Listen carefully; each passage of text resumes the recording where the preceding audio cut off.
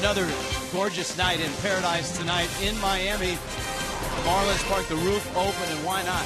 The Reds and the Marlins in Game 3. The Reds are red hot right now. Just a terrific run for Dusty Baker's bunch, but they run into a 20-year-old kid, Jose Fernandez, and a local, Matt Latos from Coconut Creek, takes the ball for the Reds. Can the Marlins stop this Reds winning streak? We'll find out tonight. Hi, everyone. Rich Waltz along with Tommy Hutton.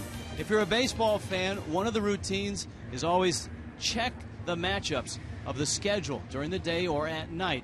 And when you looked at this one, it jumped off the page. You know, this is not quite Verlander Darvish, but here in South Florida, here in Miami, this is a pretty good one. Let's start with the 20-year-old Cuban, Jose Fernandez. For the Marlins, he's been a breath of fresh air. What's been impressive, Tommy, after 2 starts, he ran into some trouble, but he's got back on his feet, and he's had 2 very nice starts. Yeah, he went through that troubling adjustment period and settled down. If you look at his last 2 starts, he's 2-0 against 2 really good hitting ball clubs, the Phillies and the Dodgers. The most impressive thing he did in Los Angeles was after giving up that first inning 3-run homer to Adrian Gonzalez. Boy, did he settle in good enough and long enough to pick up the win, and also long enough to talk to just about anybody who'd like to talk to him on the bench. He's a lot of fun when he's starting and even when he's not starting. So a lot of fans want to see Fernandez. There are folks in the house that want to see Matt Latos. He grew up just up the road at Coconut Creek. He went to Broward Community College. Got his start with the Padres, and he's really blossomed with the Reds. I'm sure he's got some people down from Coconut Creek. They want to see him pitch. Hey, they'd like to see him beat the Marlins. He has got great stuff. He's had a terrific year so far after 8 starts. But in his career, 0-3 and an ERA over 6 against the Marlins. However, in his start against the Fish in Cincinnati, he went 7 solid innings and gave up just 1 run, had a no decision. For the Marlins to beat the Reds, they're going to have to slow down a certain center fielder who has absolutely killed them in Cincinnati and in the 2 games here. Shin-Soo Choo is out of his mind right now. We'll find out why when we return.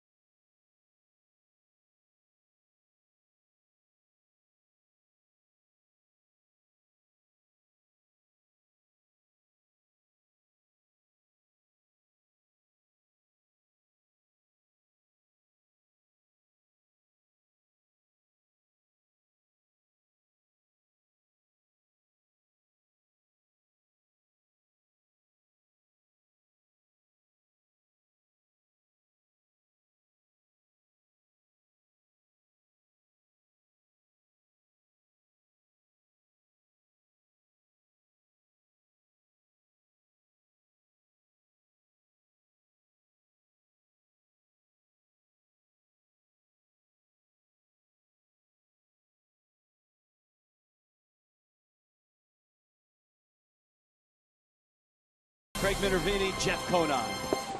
Well, Rich, thank you very much, and certainly for the Cincinnati Reds, the story for them, especially against the Marlins, has been Mr. Choo up top. He's been amazing, Jeff. The Marlins have not figured out how to get this guy out. Yeah, it's been a popular topic of conversation this series and all series so far with Choo. He's been absolutely amazing, compiling a .710 on-base percentage against the Marlins so far this year. 6 games, he's been on base 22 times.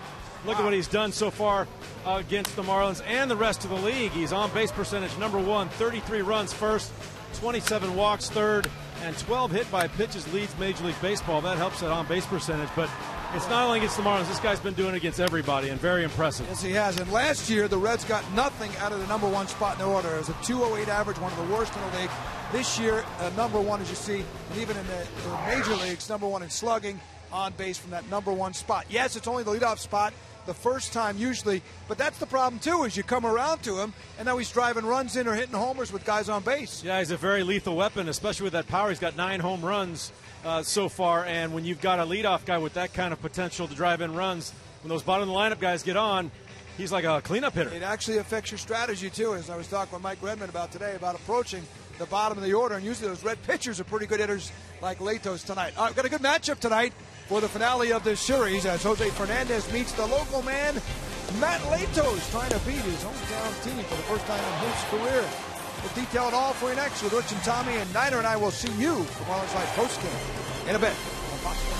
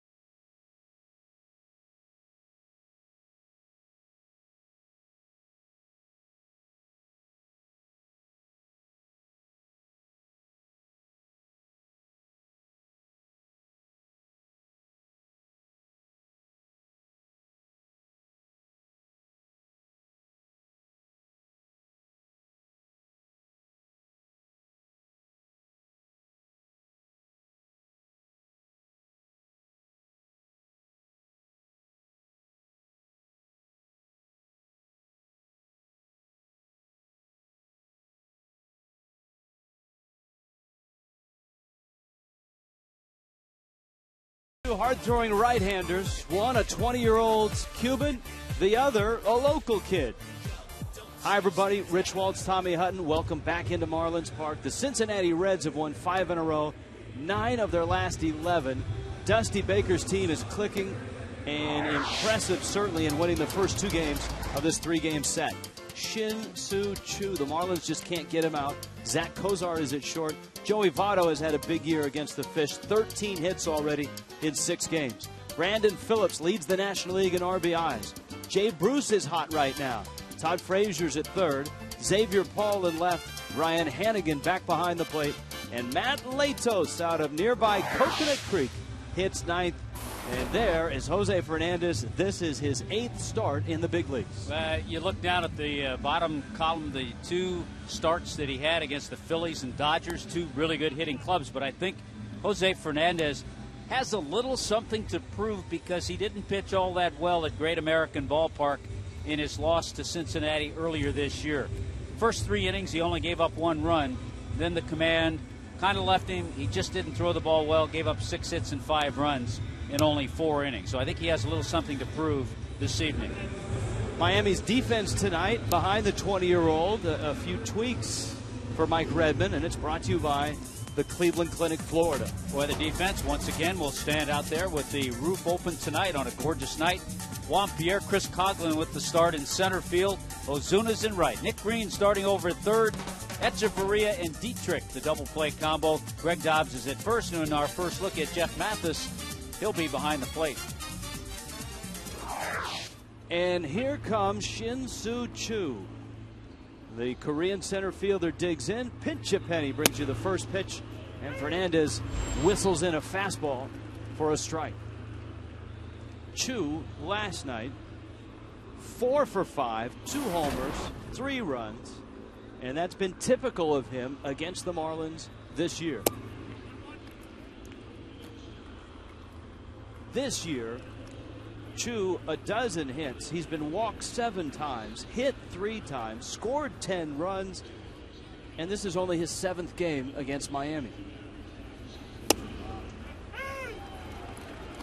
One of the keys, you and I both talked to Jeff Mathis. First time handling Jose Fernandez. Moved the fastball in and out. First 2 pitches, he's done that. And that'll be an interesting relationship to watch tonight, Tommy. The savvy veteran behind the plate. Mathis, always known as a great game caller, terrific receiver, working with Fernandez in his 8th big league start. Yeah, pretty good thrower, too. Threw out 41% of the runners trying to steal against him last year. 2-2 on the way. Breaking ball. Choo knocked down. Dietrich to first, and he got him. And the Marlins get Choo out, though it wasn't easy. Derek Dietrich got a piece, stayed with it, and shows off that shortstop arm. He did not panic. He got that hard hit, 1-hopper to his backhand. The ball came up on him. He stayed with it and then got good balance and made a strong throw to get Choo. Nicely done. Doesn't matter how you get Choo out, just get him out. Zach Cozart with Joey Votto to follow. And Fernandez, 96 miles an hour at the knees for a strike. Would you say, Rich, that Jose Fernandez is one of the most active and most visible starting pitchers on the night that he pitches? And maybe one of the most enjoyable. Fernandez, most pitchers go into hibernation. Don't talk to me, don't look at me. You're right. Fernandez is out taking regular batting practice, laughing it up, having a great time, and that's how he is 24/7. He does not change on the night of his starts. Wow, 98 on the black. Make it happen with the heat. How about that?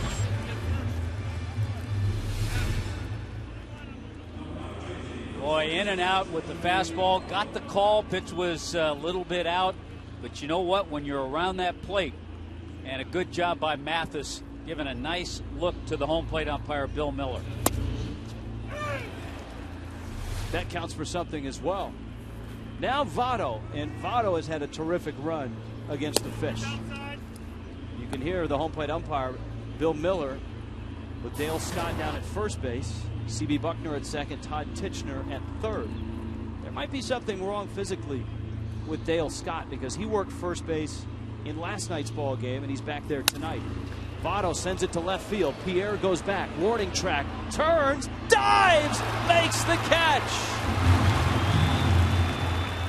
JP will be the first to tell you it wasn't a thing of beauty. But he stayed with it. He makes the catch. Just a routine 1-2-3 first.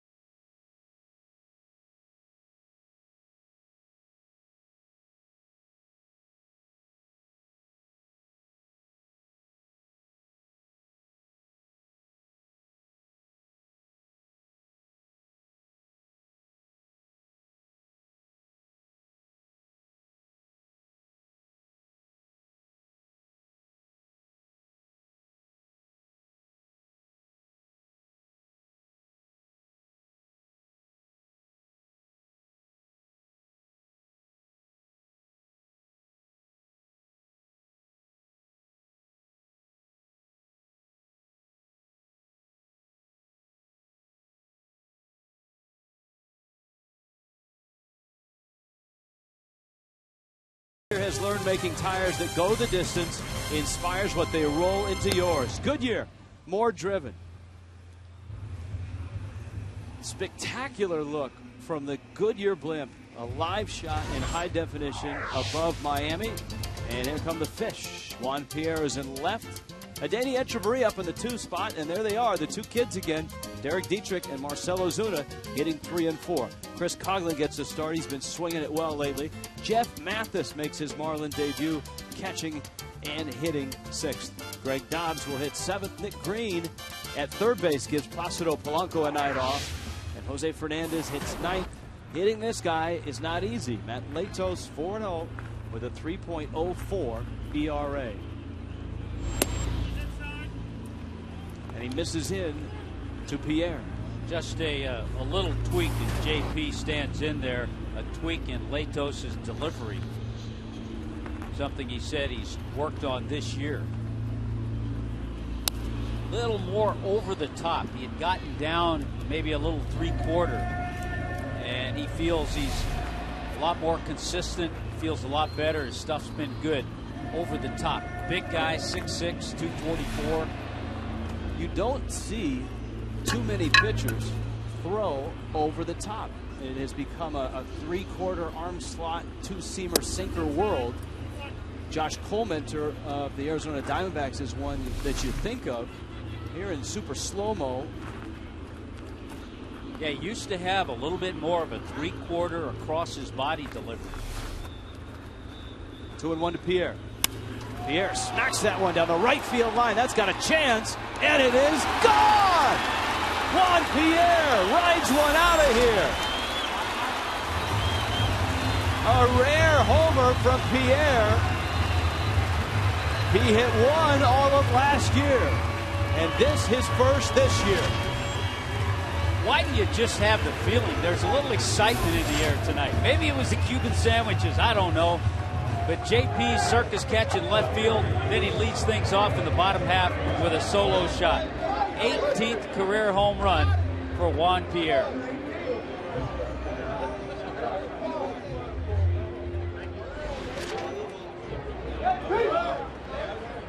Adeiny Echeverria now. And it's 1-0 Miami. Now Latos gave up 2 home runs in his last start in a win over Milwaukee. Echeverria, a couple hits in this series. In that ball game against the Brewers, Latos gave up 7 runs but got the win because his team scored 13 for him. Chopper to third. Frazier on the run, makes the play. Well, watch out. Juan Pierre takes his fastball, stays on top of it, and kept it fair. Yeah, stay fair. Stay fair.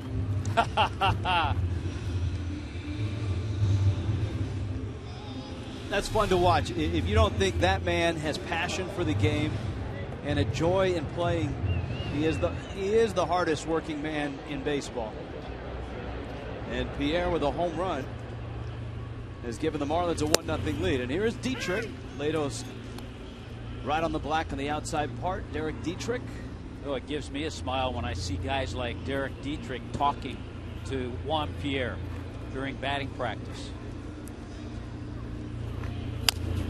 Breaking ball. Dietrich dribbles it up the line. Votto gets to the bag. And there are 2 outs. The Reds very good on the mound. Very good at getting on base and very good at playing catch. They are 3rd right now in the National League in defense. Cleveland Clinic, Florida brings it to you. Xavier Paul, he gets to start in left field. Choo and Bruce filling out the outfield. Frazier back in there tonight. Cozart, Brandon Phillips, he's won Gold Gloves. Joey Votto has won a Gold Glove. And Ryan Hannigan back behind the plate. Marcell Ozuna is 1 for 8 in this series. Leonard high fastball for a strike. See, now the funny thing about Fernandez is even during his start, he has trouble finding guys to talk to because after about an inning, he just wears guys out. I think guys have realized, because as you said earlier, most pitchers, they don't want anybody to bother them. I think guys have realized now that, hey, let's go talk to Jose. Yeah, it's okay because he comes to talk to them.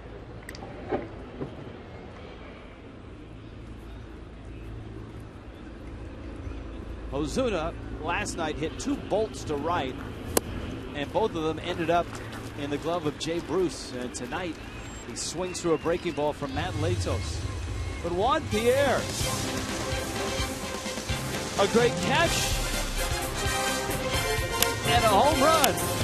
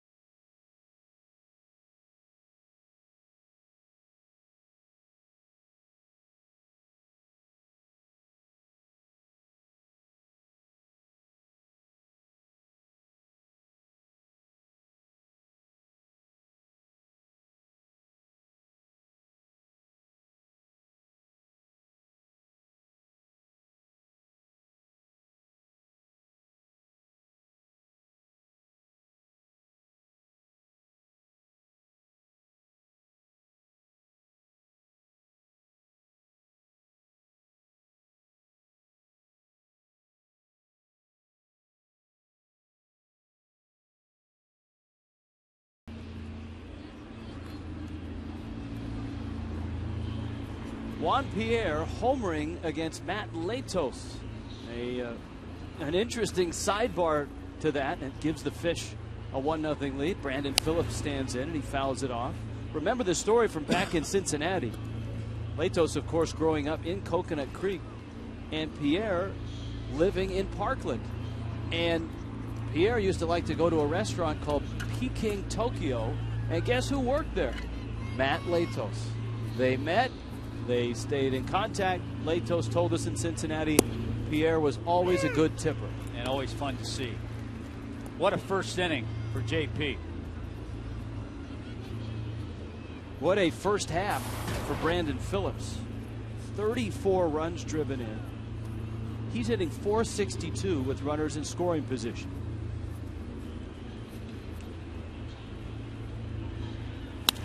Goes after a fastball and hits it in the air to left. Pierre with a little better route on this one, though the wind does swirl once you get the ball up high. And there's an out. You can bowl with the stars in Cliff Floyd's first annual celebrity bowling tournament presented by Fox Sports Florida. Cliff and other former Major League players and the Fox Sports Florida girls will be there on May 19th. It's an afternoon of food, fun, and bowling. A portion of the proceeds go towards Nova Southeastern University Sport and Recreation Management Scholarships and Handy, an organization that helps neglected and disadvantaged youth. Dobbs bobbles, and that's going to cost the Marlins as Jay Bruce ends up at first base. Generally, we've seen Greg Dobbs pretty sure-handed. This time he bobbles this, a sure out, and you think a little bit about that because the Marlins have managed, and so has Jose Fernandez, the pitch count so well. He's not thrown more than 86 or fewer than 79. So anytime he has to throw a couple of more pitches because of an error, it just maybe limits the number of innings he can go. Here's Todd Frazier, Reds third baseman. Frazier making his second start of the series. He started in game one, didn't have a great game. He was 0 for 4 with 3 strikeouts. But you see the damage that he's done. 6 homers. He's driven in 25. As the Reds sit 8 games over their high water mark on the season. 24-16.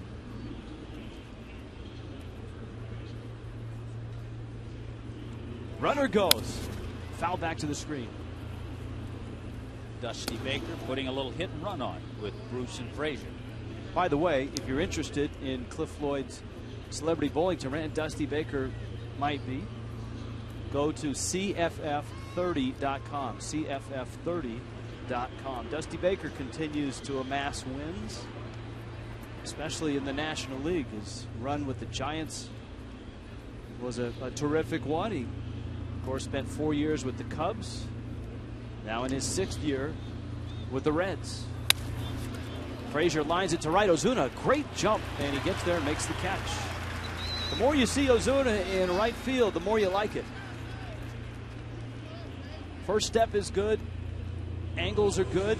Well, we saw him working with Andre Dawson on Marlins Live. Joe Espada also works with the outfielders, and you see him react. Good reactions out there in right field, and we've seen his throwing arm too.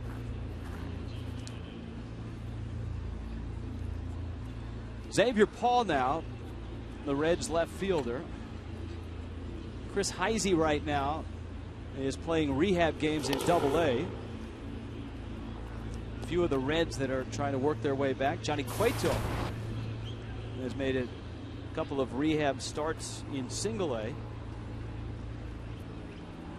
Heisey's been on the DL with a hamstring. The Marlins know all about hamstrings. They lost Casey Kochman and Giancarlo Stanton to hamstring injuries.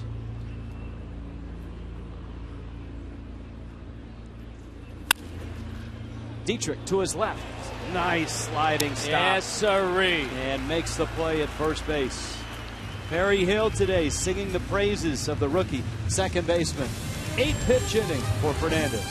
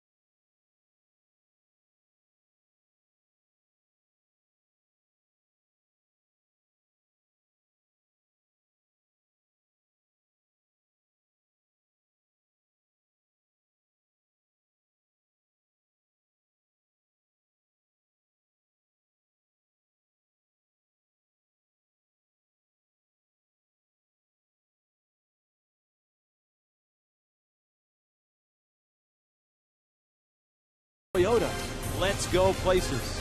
By AT&T Uverse TV. Check availability. 1-800-PICK-AT&T. Rethink possible. By Just for Men Auto Stop, the foolproof way to get rid of gray. And by Checkers. Feast on. Sometimes the Goodyear blimp gets so close, you look like it could just come right down and fly around in Marlins Park. Glad to have the blimp with us tonight. A Juan Pierre home run. That's right, a Juan Pierre home run. And Miami has a 1-0 lead. You are not going to get many better nights than this either for the blimp. Some great shots.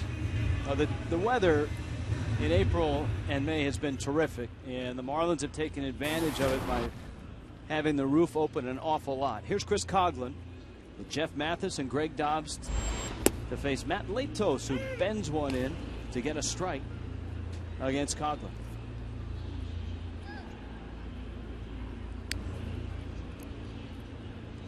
Coughlin, a line drive hit, a pinch hit last night. and a bat that goes flying into the seats. Everybody okay? Okay. Let's scout Matt Latos. Talked about him being from Coconut Creek. He's a little slow, then he kind of jumps at you with that delivery, and certainly has plus stuff.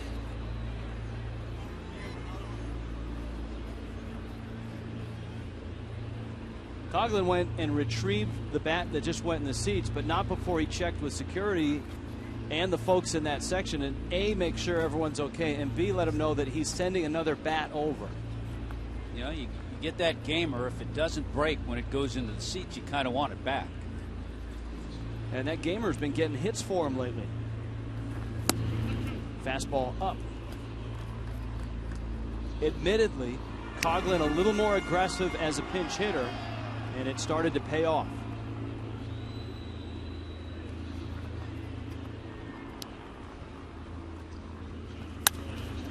And he lines one right on the nose to Frazier. Promos tonight. Tommy, I'm off, and it's Steve Cishek's show. Take it away. See us battle the Diamondbacks tomorrow at 7:10. Celebrate Cuban Heritage Night and get the Sir Pizza 4-pack for $60. Plus, stay after for a fireworks spectacular presented by Chevron and a concert with the Celia Cruz All-Stars. Go to Marlins.com for tickets. That's outstanding. Right out of the chute. Right out of the chute. I think he memorized all that. Hey, by the way, and tomorrow for Cuban Heritage Night, we're going to have Jose Fernandez mic'd up during batting practice. You don't think that'll be fun? Oh, you know how much work that's going to be for the tape guys? That's going to be like 2 minutes or 2 hours of nonstop chatter in Spanish and English. Right now, the Kid and the Marlins have a 1-0 lead over the Reds, with Jeff Mathis getting his first AB as a Marlin. Now, Mathis, always known as a terrific defensive catcher, offensively has never had great numbers.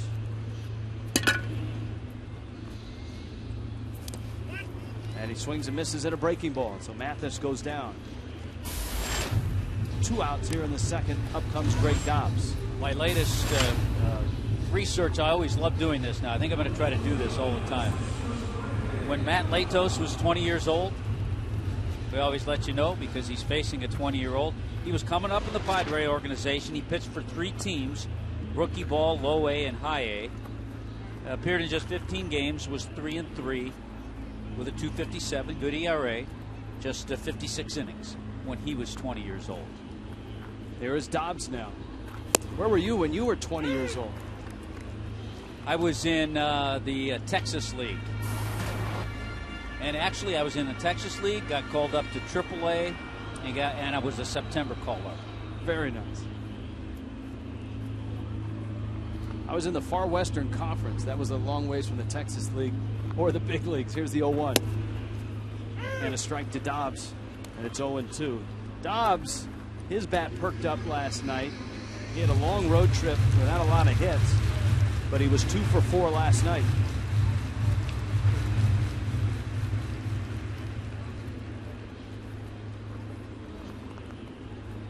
Latos, the 0-2.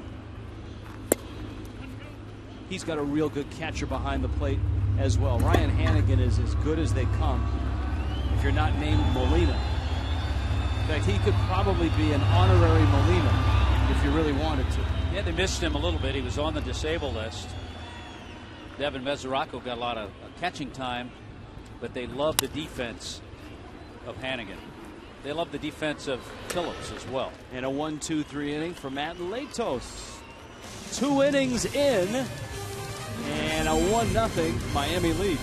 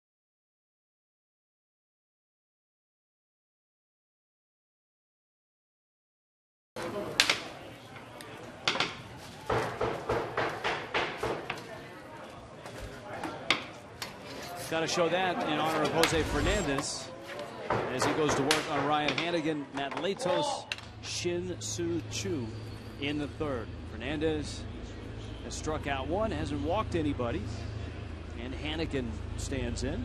Cuban sandwiches did arrive in the booth about an hour before game time.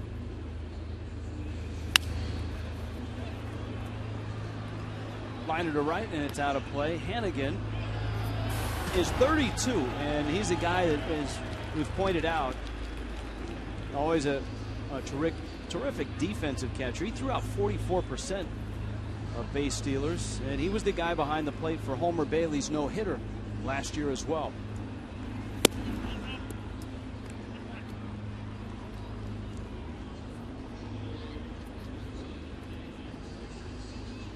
Ball and a strike.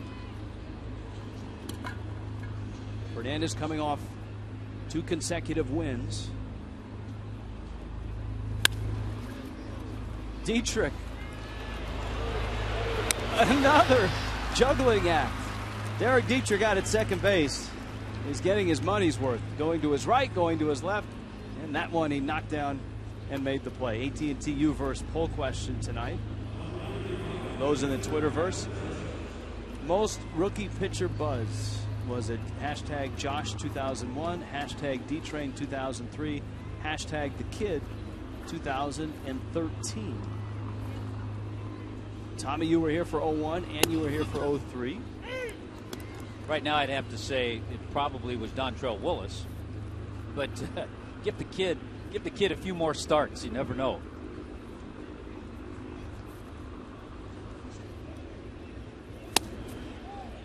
Latos swings and misses. Boy, it's such an easy, very compact, and very repeatable delivery.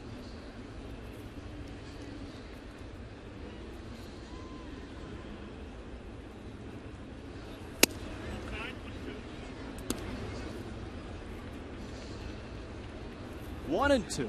Fernandez pitched well enough to win his first couple starts, but the Marlins, A, didn't support him, and B, the bullpen had a breakdown as well. And then he ran into trouble. Then all of a sudden, at times, he looked like a 20-year-old overthrowing. But he got that straightened out in his last 2 starts, starting with the dominant performance in Philly and then gutting it out at Dodger Stadium. Brought him the 2 wins, and he throws that one by Latos.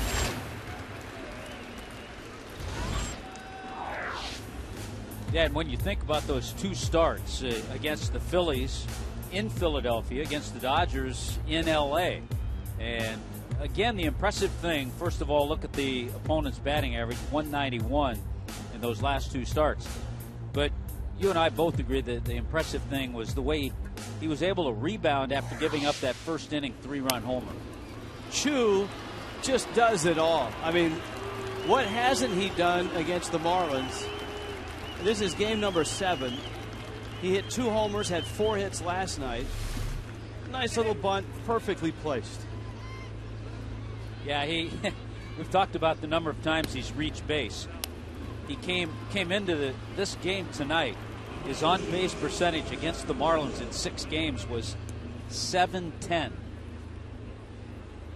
Great execution. Zach Cozart. Red shortstop. Now, Choo will steal a base if you don't pay attention. He has swiped 4 this year. He's back with a dive. That was his first bunt hit of the season, too.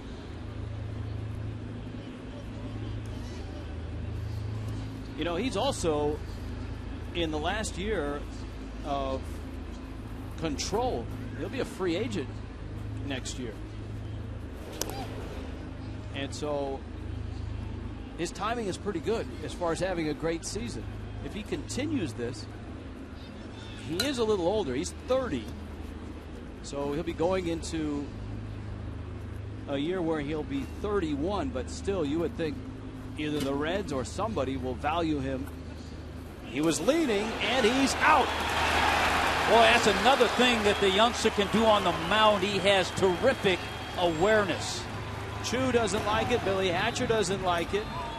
And Jose Fernandez picks off Shin-Soo Choo. Miami with a 1-0 lead.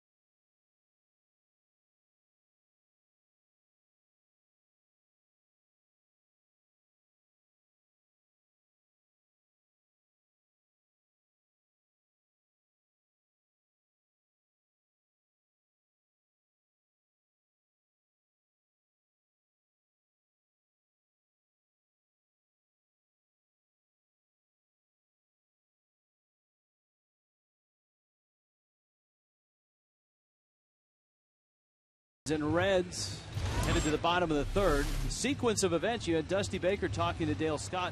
Now, the replay going to break, it looked like Choo's hand was in there clearly before the tag, but the Reds, and here's a look, it's a clean move by Fernandez, but the hand is in. Dale Scott rang him up anyways. I think when an umpire sees a runner fooled and Choo was dancing towards second, give him credit for great reactions to get back to the bag, but you saw the quick feet of Jose Fernandez, and when a right-hander has a good move, that's why, because he has real quick footwork. Nick Green in the air to center field. Choo is there and he makes the catch. Let's check in with Craig Minervini. Craig? Rich, thank you very much. The Reds had an off day the other day, which was great timing for Matt Latos, who grew up down here in South Florida, came in actually early, got a chance to go out fishing with his uncle, and boy, did he bring in a fish tail. He caught a 34-pound grouper, he was telling me. He was able to gaff it, brought it in, and told me that he enjoyed a nice, fresh piece of grouper with Dusty Baker at the game here last night. Brought it in. They cooked it for him right here at Marlins Park. He's a big fisherman. In the past, he told me he once got a hammerhead, realized how big he was, and wound up releasing it. But Matt loves coming back home, guys. One thing he'd like to do better is pitch better here. He hasn't beaten the Marlins at all as a professional, but he's a big Marlin fan growing up as well. All right, good stuff.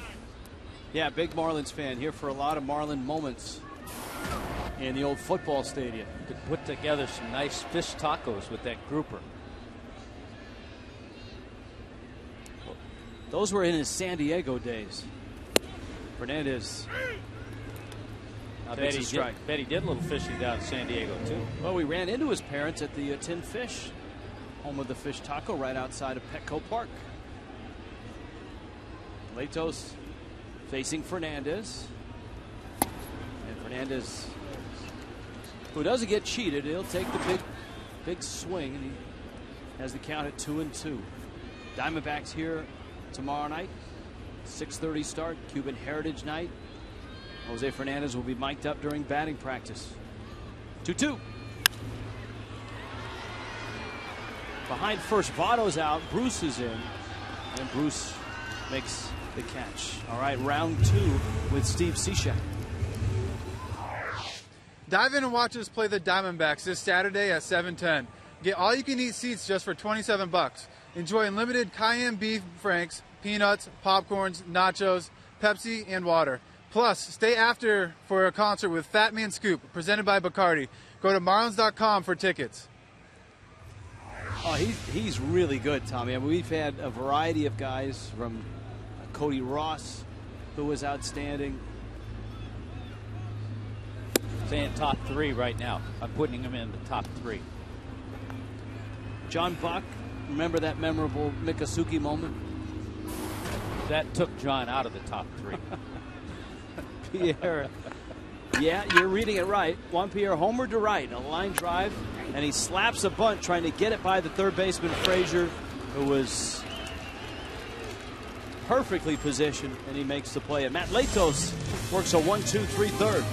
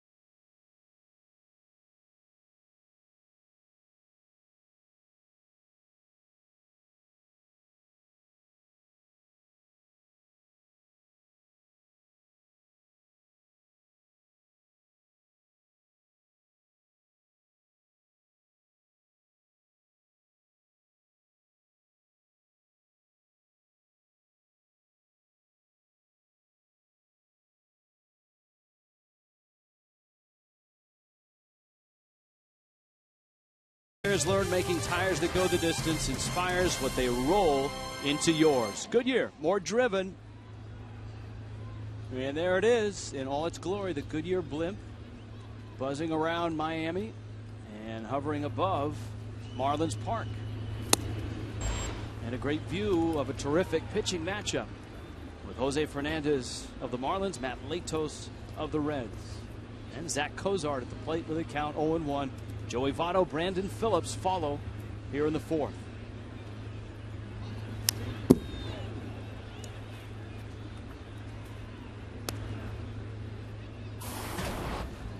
Cozart, another outstanding defender. We told you last night, the Reds, 6 Gold Glove finalists last year. They didn't win a Gold Glove. They've got plenty of guys who have.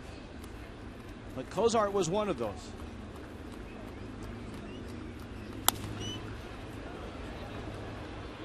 Pierre makes the catch. Well, you look at the teams, Rich, leading the league in defense. The Diamondbacks as a team have committed just 12 errors. We'll see them this weekend. They're number 1. The Cardinals have committed 14. They're number 2. And the Reds and the Phillies have each made 17 errors. They're tied for 3rd. Here's Votto. He flied out back in the 1st. And he takes a strike. Now, Votto was a finalist for a Gold Glove. Adam LaRoche of Washington won the Gold Glove last year with Votto and Freddie Freeman as finalists. I like the fact that they now announced the guys that were in the top 3. And I do like the fact that they now give a Gold Glove to a left fielder, a center fielder, and a right fielder. I do too. By the way, Jose Fernandez, 10 of 12 in first pitch strikes. Here's the 1-1 pitch. And it's outside. But I still like the fact that the Fielding Bible folks have a panel that not only go by the eyeball test and the scout test, but also all the advanced defensive metrics. Here's the 2-1. Votto blasted up in the air, and it's going to drift on into the seats. I always wondered, Rich, is there an Old Testament and a New Testament in the fielding Bible? Yes. The Old Testament was the dead ball era. The New Testament, Tommy, is the modern era. And, of course, Bill James, John DeHaan, Peter Gammons, Joe Posnanski, Rob Nyer, Baseball Info Solutions. Those are the guys. Some terrific baseball people. That's right. And they all get together and they pick their defender. 2-2. Fernandez at 95. We saw Jose hit 98 when he struck out Cozart back in the first. He's at 35 pitches. Phillips waits.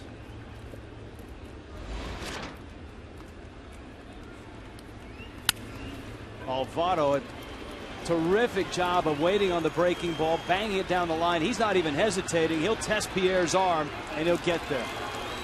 That's great hitting, terrific scouting, and Votto going hard from the time it left the bat. You know, that's just identifying the curveball with 2 strikes, 3-2 count. The curveball was up. A little easier to identify when it's in that area. I think if Jose drops that curveball knee high, he gets a better result.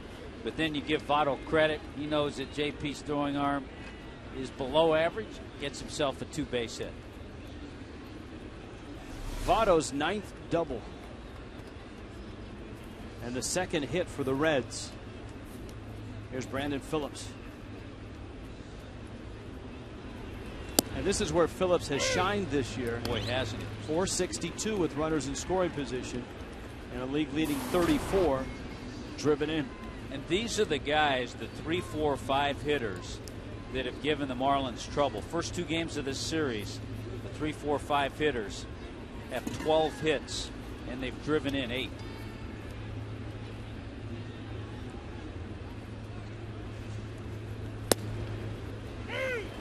Breaking ball for a strike. Let's take a look at our Firestone Complete Auto Care Extra Mile.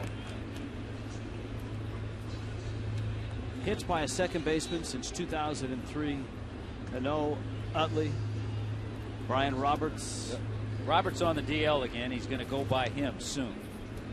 The O-Dog making an appearance. Jim Holly's favorite second baseman.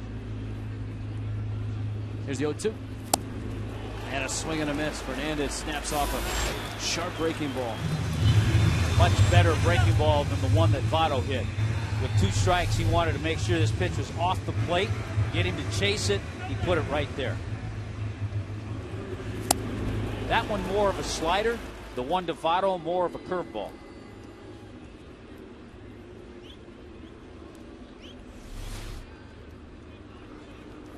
Rand Eye Institute bring you the Fox tracks tonight. Jay Bruce reached on an error back in the second.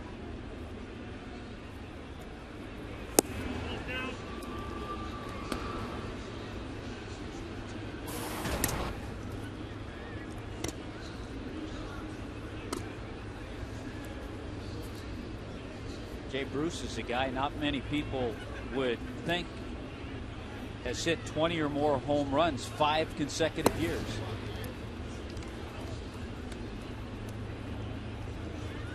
Which is great for the Reds because this is his 6th year as a Red. So if form holds, it'll be a productive year. He's off to a bit of a slow start. 3 homers. But 2 of those homers have come in his last 6 games.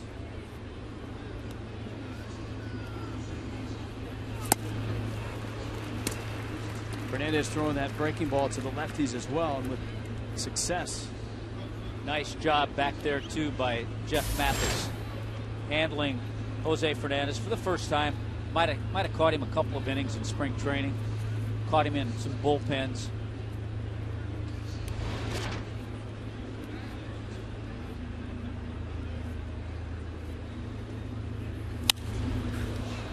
In the air, Green for a look, and it's into the seats. It's one of the things Rob Leary told us. Rob works with all the catchers in spring training, that he makes sure when they set up all the pitchers' bullpens, they make sure all the catchers get to catch everybody. So you don't just get the same guy all the time.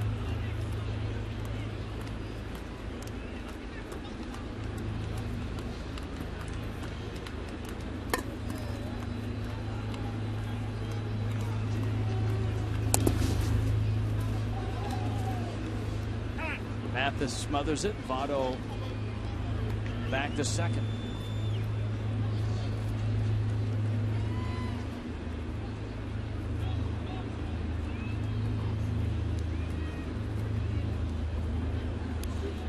Full count, 3-2. Bruce an all-star a couple times.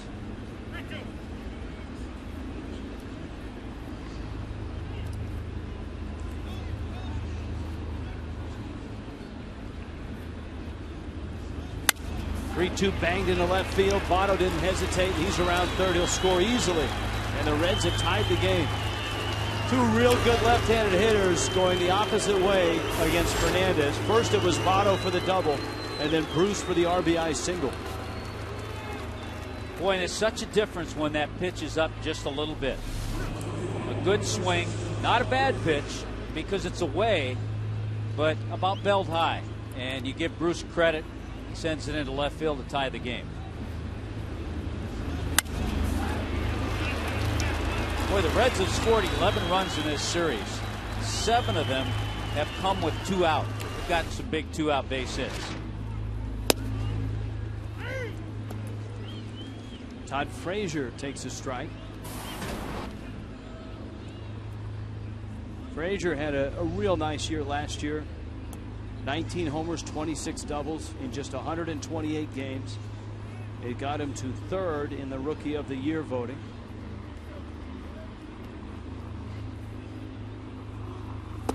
He would have had to go a ways to get to Bryce Harper territory.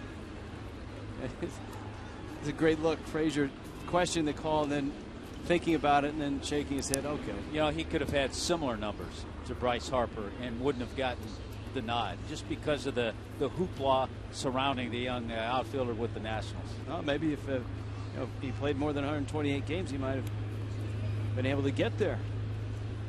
Bruce is at first. Frazier pops it foul and out of play.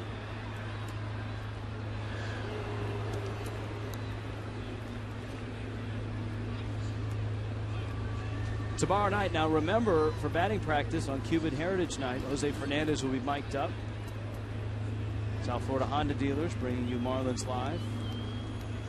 And the Diamondbacks will arrive for a 3-game weekend series. So look at it this way. Jose will be mic'd up. I'll be revved up on Cuban coffee.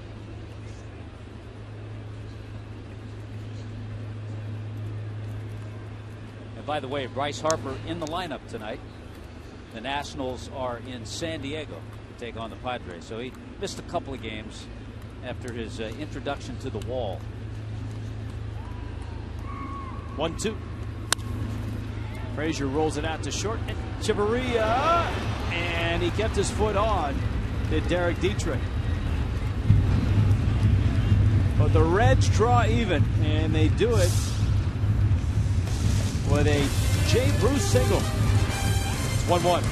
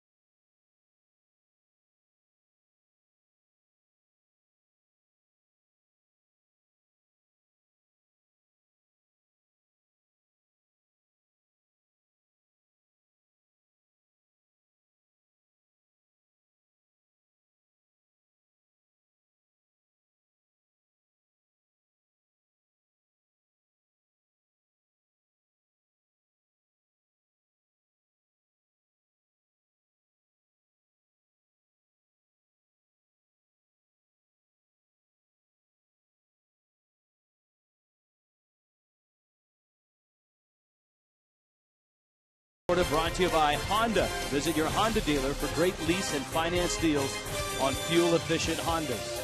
And by Kaiser University, now offering degrees in sports management. Learn more at kaiseruniversity.edu. A little taxiing going on.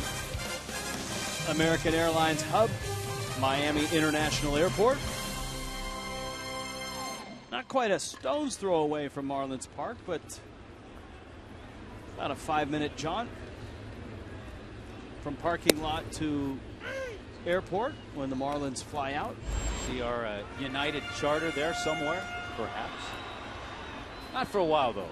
We can settle in at home here for a while. Thank goodness. Last road trip was a long one. Echeverria fouls it off. Adeiny Echeverria, Derek Dietrich, Marcell Ozuna. We talked about the relative youth in terms of baseball days for the number 3 and 4 hitter last night in Dietrich and Ozuna. How about the number 2, 3, and 4 hitters? You've got Echeverria, then Dietrich, then Ozuna.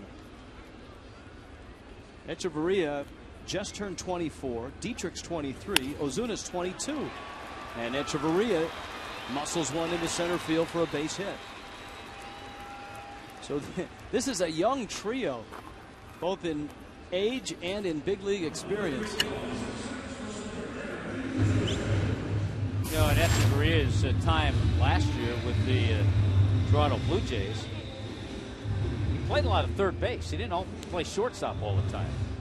But he appeared in just 41 games, had 126 ABs. So you're right, still relatively young at this level. All right, and here's Dietrich, who's hit in every game he's played in the big leagues, all of 5. Fouls that one back to the screen. Dietrich, the Georgia Tech product, 2nd-round pick of the Rays. Marlins acquiring Dietrich for Yunel Escobar.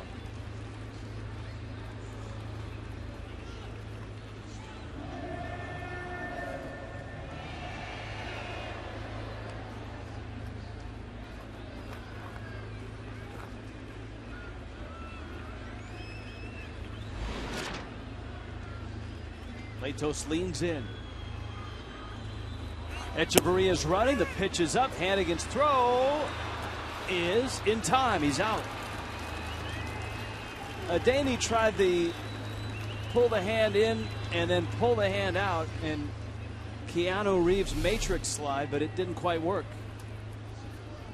You have to assume a straight steal, because if you notice, Echeverria doesn't turn and look over his shoulder like you'd see a runner do in a hit and run situation. You know what? He may have pulled it off, but he came off the bag. Yeah, if his foot stays on the bag, I think he's safe, because C.B. Buckner did not call him out until that foot came off the bag. And a swing and a miss. Dietrich goes down. And so Echeverria caught stealing, and the next pitch, Dietrich strikes out. Here's Ozuna. Well, you've seen the quality stuff that Matt Latos possesses. And he's also been a guy, this is his 2nd year with the Cincinnati Reds. He's been a durable guy, a guy who averages about 200 innings, about 31, 32 starts a year. And that's exactly what they wanted when they made that big trade with San Diego. And they sent some really good players in San Diego's direction to get what they felt was a top of the rotation ace as Ozuna. Well, and it's one of the things too, Rich, if you build up your minor leagues, they were able to send a Yonder Alonso on his way because of who they had at first, Joey Votto.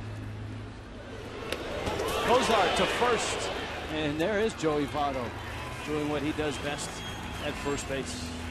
8-pitch hitting for Matt Latos. To the 5th, 1-1.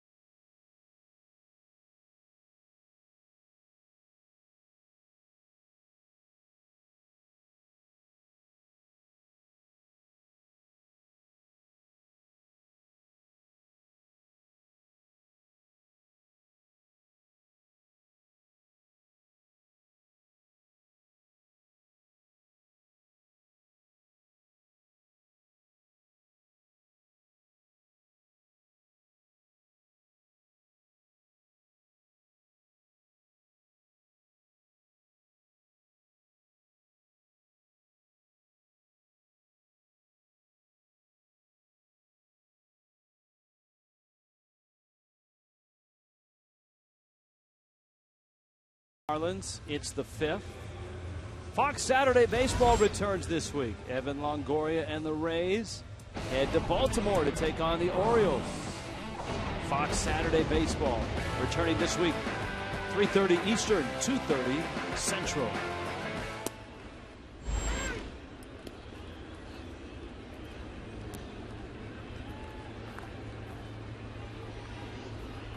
Reds go to work. Xavier Paul, Ryan Hannigan, and Matt Latos. And so far, this game's kind of lived up to the billing. Two hard-throwing right-handers, Jose Fernandez and Matt Latos. And runs tough to come by. Marlins got a run in the first. Juan Pierre homering to right. A Jay Bruce single scored Joey Votto, who had doubled in the 4th. And that's how we arrive here in the 5th. 1-1.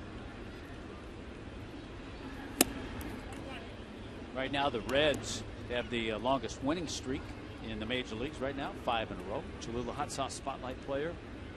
Slidell, Louisiana. Logan Morrison knows that area quite well. Was going to head to Tulane. Remember, he came up in the Dodgers system. And his brother played with the Dodgers minor leagues as well. Xavier Paul had a 3-run double in game 1. Of course, the Reds won game 1 6-2, and then last night there was a shutout for Mike Leake and a trio of relievers: Sean Marshall, Sam LeCure, Aroldis Chapman. A walk to Paul. Time now for the Gesture Men Auto Stop foolproof stat. Marlin rookie strikeouts through 7 starts. Control Willis in that magical 0-3 ride. Jose Fernandez at 39. The rookie record for a season. Josh Johnson. Well, first walk of the game issued by either pitcher, and now the Jose, because it's a leadoff walk, is going to have to bear down. Good news, he's got the number 8 hitter and the pitcher coming up. This is Ryan Hannigan.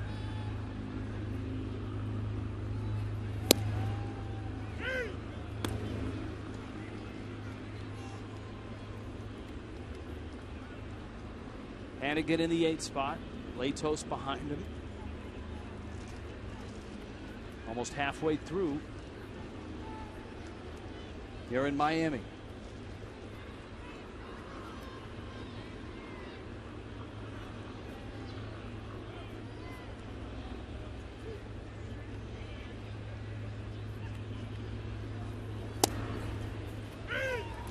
Outside corner. Hannigan didn't like it.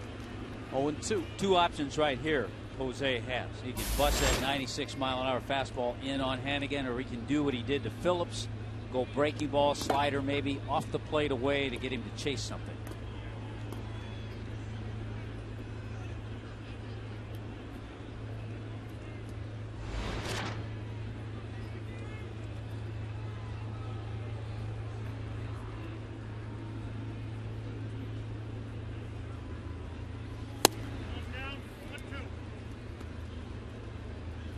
On 2 strikes. This copyrighted telecast presented by the authority of the Marlins may not be reproduced or retransmitted in any form. Accounts and descriptions of this game may not be disseminated without the express written consent of the Miami Marlins.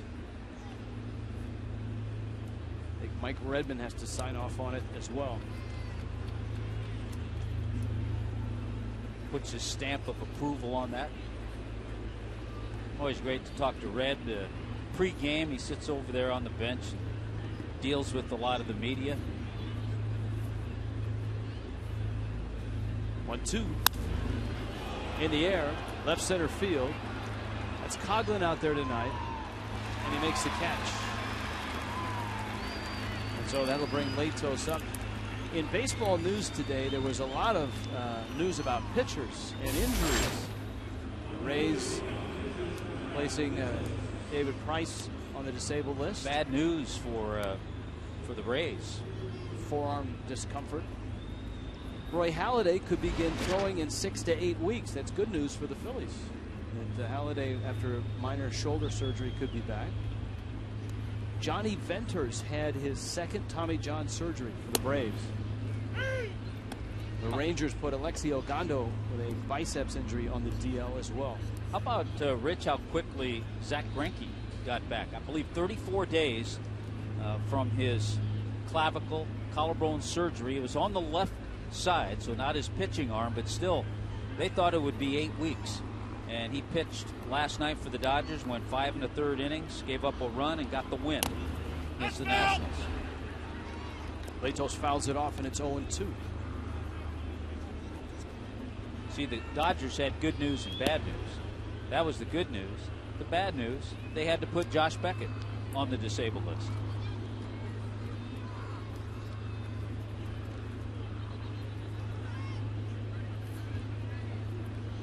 A Hall of Fame pitcher in the news. His son is in line to become the new president of the Astros. Reed Ryan, son of Nolan Ryan.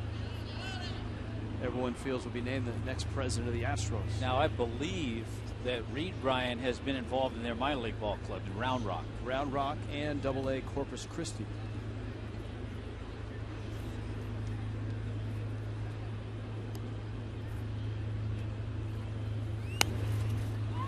Fouled at the plate, and that's a strikeout.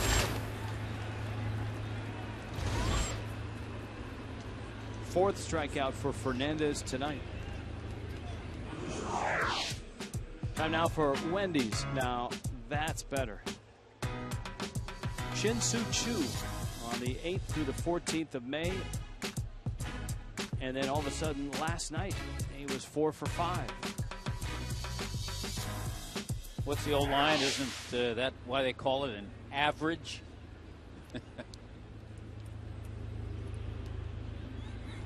Choo tonight, a bunt hit, and he is bounced out. Got a first pitch changeup that time from Jose. Lefties coming into this game hitting 180 against Fernandez. 16 of 19 first pitch strikes, but the lefties hurt him in the 4th inning. Votto and Bruce. Votto doubled the left, Bruce singled the left to drive him in.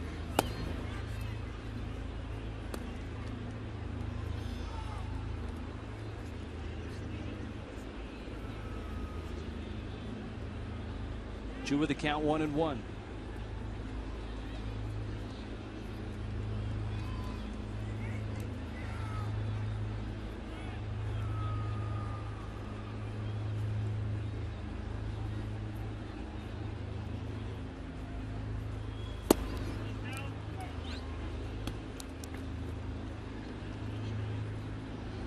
Two balls and a strike for the Red center fielder. Reds will stay in the East on this road trip. Of course, the Marlins welcome in the Diamondbacks tomorrow night. Reds head to Philly and then to New York to see the Mets. And Choo with a big swing and a miss. He's used the changeup a couple of times to Choo during this at bat. That's the amazing thing. It's changeup to 87 miles an hour.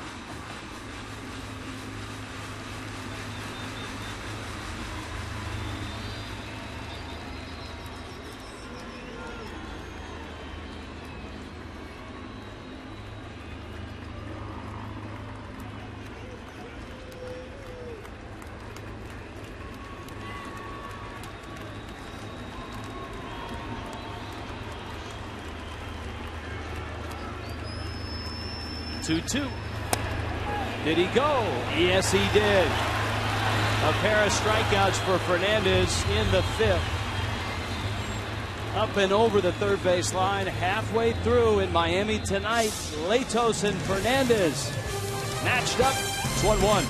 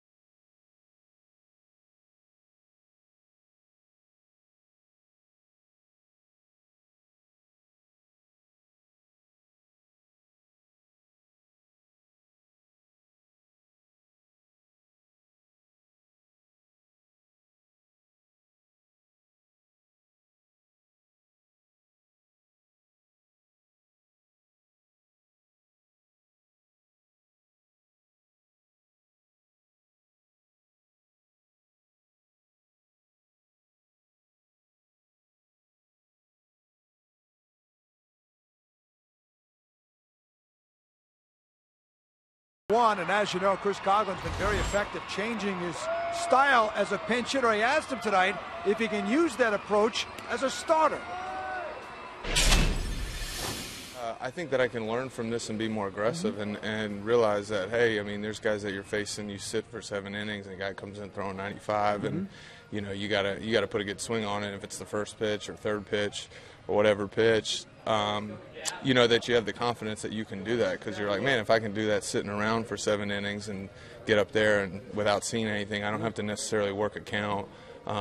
So I think there is the luxury of being aggressive and having that confidence that you can do that and not have to worry about where your timing is. Chris told me, he talked to Matt Diaz, who said, hey, one year I led the league with 14 pinch hits. Chris was surprised that that number would lead the league. And he also said, you know, Diaz said, if you hit about 230 as a pinch hitter, you're doing very well. Chris is 6 for 18 so far, but he enjoys getting 3, 4, 5 ABs more. Conklin with a ground ball out to second, and Phillips throws him out. And so an out here in the 5th. Well, I tell you, just 40 pitches for Matt Latos working here in the 5th inning. So he's been extremely efficient. 3 strikeouts. He hasn't walked a batter. And that's one of the things you see with Latos. When he got to San Diego and when he emerged as a frontline starter, he was throwing the ball by people. Pitch counts were up. Mathis bangs one down the third base line. Frazier handles it. And now you look at him, and as you pointed out, very economical. He lets the guys behind him get involved. Ground balls. He's ahead of hitters. He really has made a nice transformation. He came up. He was the typical young gun, the hard thrower, trying to throw it by everybody. Now he's learned how to pitch. He still has that exceptional stuff. Wanted to get back to here I am doing it again with 2 outs. But the Reds had the ability to trade for him because they could get rid of an Alonso, because they had Votto. They could get rid of a Grandal because they're set behind the plate with a Mesoraco, young catcher. They could get rid of a pitcher because they have Edison Volquez, because they have a nice complement of pitching. So they were able to make that trade. Not a lot of clubs could have. And you give credit to Walt Jocketty and the Reds organization for having a deep minor league system and being able to address the need at the major league level. Dobbs up. See, Dobbs is a professional, Tommy. He knows he's going to take a pitch for you. He knows that quick inning like that, you want to give your pitcher an extra minute or 2 of rest. You know, he told me tonight, as Chuck talks things over with Jose, Dobbs told me that he was watching some video and he had expected to look at a lot of it, and really after just a little bit, a few shots of last year, him hitting, he picked up a couple little things right away. So hopefully that translated. A couple of hits last night. And back at there tonight.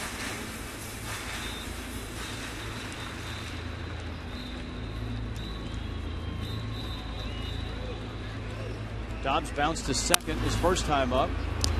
And now he spreads the wealth over to first. And Votto is there. Now 7 pitches for Latos. Now that's economy.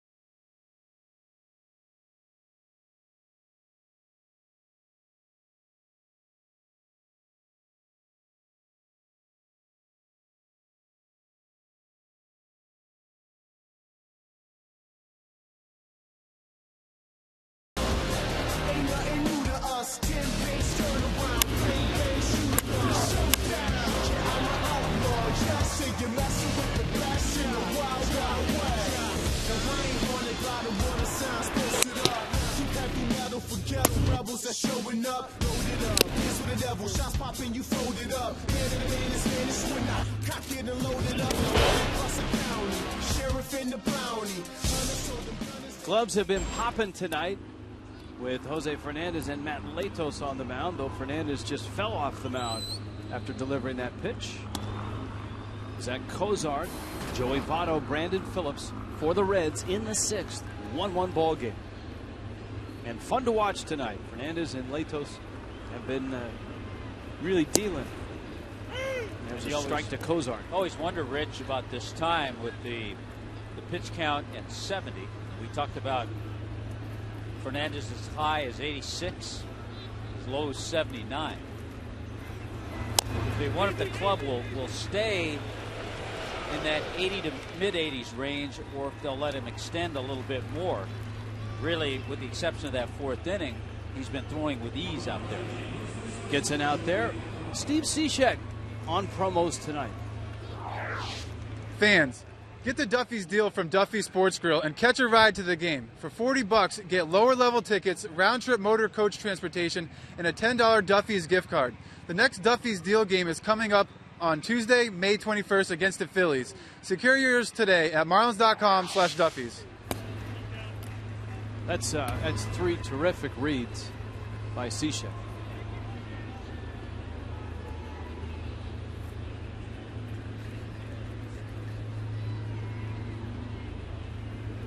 Understand too, Rich, there weren't a whole lot of takes that Cishek was nailing. Do we have outtakes? I don't think there are any. Not like when you and I do stuff. That's the best part, when a player reads the promos.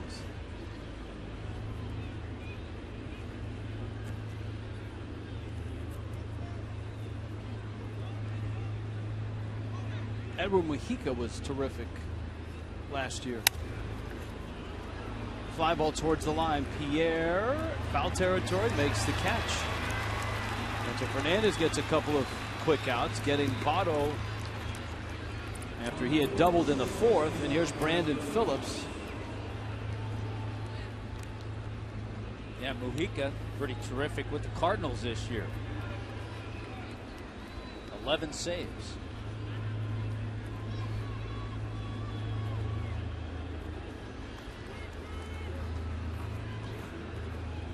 Phillips an 0 for 2 night. The Reds have just 3 hits. Miami has just 2 hits.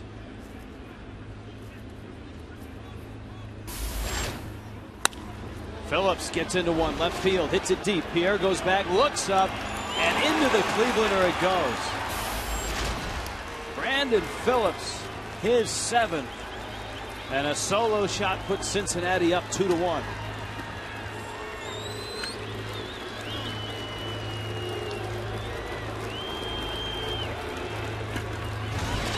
Well, Brandon Phillips caught up to a low fastball. It was down in the zone.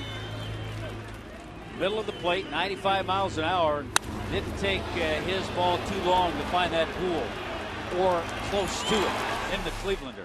Clevelander home run. A 2-1 lead for the Reds.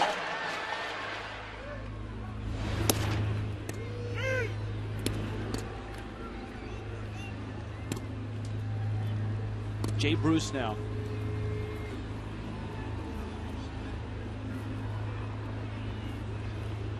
Just the 4th home run that Fernandez has given up. Bruce takes a fastball that misses away. Major League Baseball today talking about expanding instant replay. Joe Torre providing an update on the progress.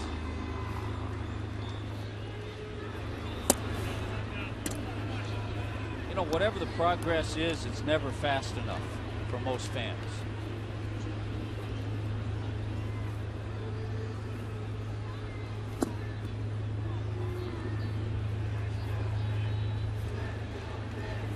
The actual nuts and bolts of what the new system will entail.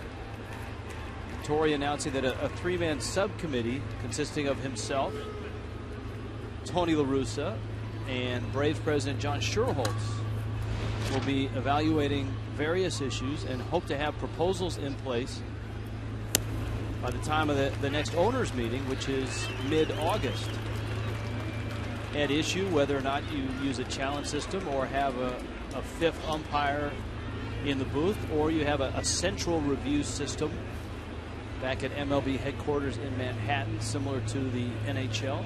Well, I tell you what, that's a pretty good subcommittee. I mean, talking about a John Sherholtz, a Tony La Russa, and a Joe Torre.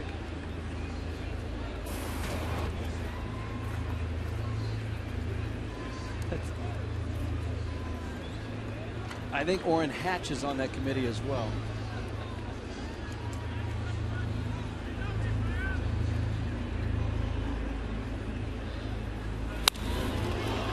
Drive to left center field. Pierre races into the gap, and he's got it with a dive. Robbing Frazier of extra bases, saving a run in the process, because Bruce would have scored. But this, even from the blip, was a majestic shot.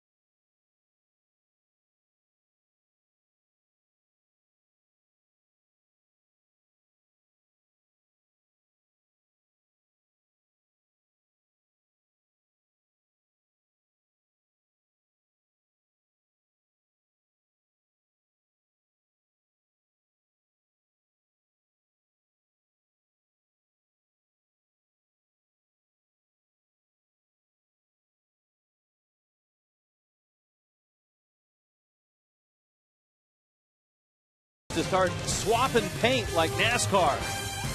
And this is the most physical race we've seen. I think that was a clean hit, too.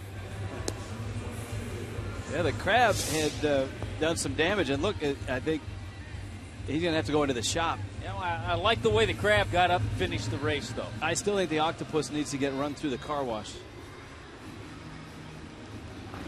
That has got to be one of the toughest jobs in baseball, is whoever is racing inside the Octopus. I mean, you think about some of the mascots that race around baseball, the sausages, the giant president's heads, the tools in Atlanta, especially the bucket. I mean, bucket's become one of our favorites. Nick Green takes a strike. So it's Green in the 8th spot, Jose Fernandez, Juan Pierre, Matt Latos in the bottom of the 6th inning, hasn't even thrown 50 pitches. His defense has been good. He's been pounding the strike zone. Brian Price, his pitching coach, has got to be thrilled. Well, he has to be thrilled at what his starters have done in this series. Remember, Homer Bailey went 9 innings, gave up just a couple of runs, no walks, 10 strikeouts. Mike Leake last night, 6 2/3 innings, no runs, 1 walk and 6 strikeouts. And Latos so far tonight. So those 3 guys, just 1 walk so far in this series from the starting pitchers. Now Fernandez takes a strike from Latos. So Jose Fernandez at 81 pitches is going to get a shot to go out there for another inning.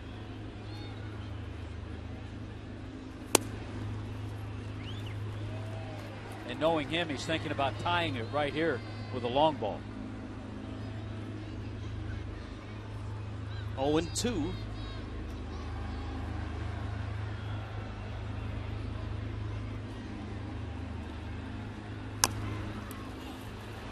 little dribbler. And Hannigan makes the play.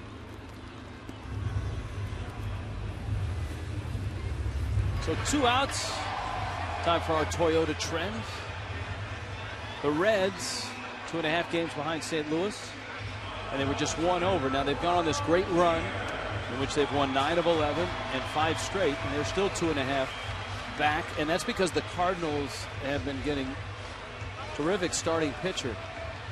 The starting pitching for St. Louis has been outstanding. As you talked about last night, they've had to piece it together in the bullpen. Edward Mujica has helped. Breaking ball, and Pierre takes a strike.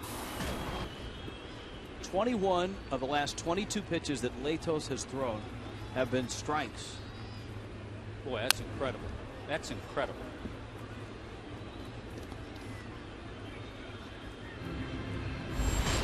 Look at this ridiculous ball strike ratio. 52 pitches, and he's an out away from finishing the 6th inning.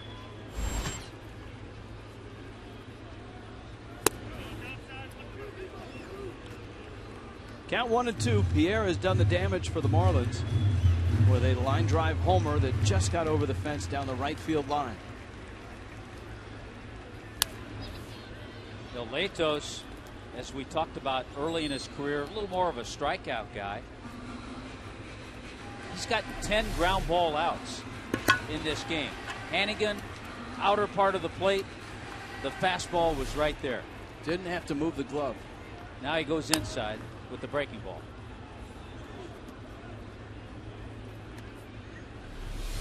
So target inside. Pitch right in that area. That's when a catcher really feels comfortable working with his pitcher that way. Now he goes outside. And he still has enough. Look at that 97, that last fastball. Both guys have had enough tonight. Both guys have lived in the mid-90s, and when they've needed it, they've been able to dial it up a couple more. Pierre knocks that one out of play. There's a limited schedule in baseball tonight. The Pirates trying to keep their momentum going. A 1-1 game with the Brewers. That's top of the 5th.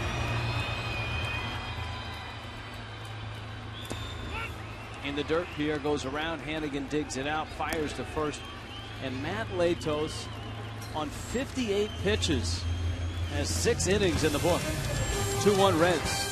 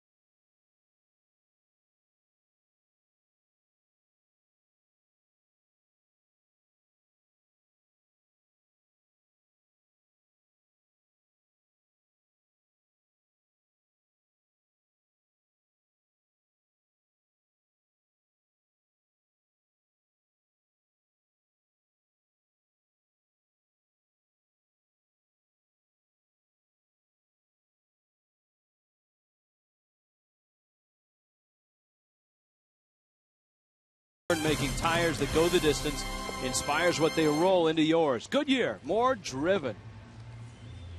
A live look in to Marlins Park The Reds in town for this last night, and they have laid waste to the Marlins the first 2 ball games. Great pitching by Homer Bailey, a complete game on Tuesday night. Mike Leake was outstanding last night.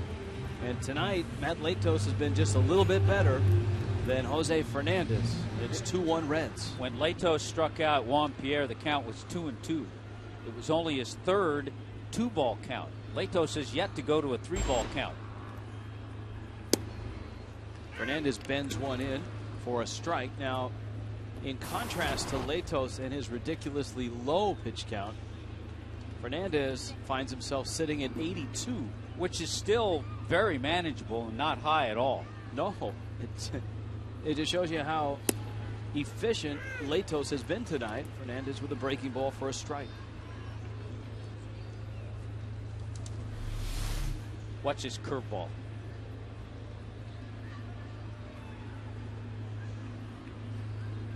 Started about the shoulders of Jeff Mathis, the catcher, and then he caught it right in the lower part of the strike zone. Fernandez has struck out 5. He's walked 2. 4 hits and the 2 runs for the Reds. Latos has struck out 4, and he's walked nobody.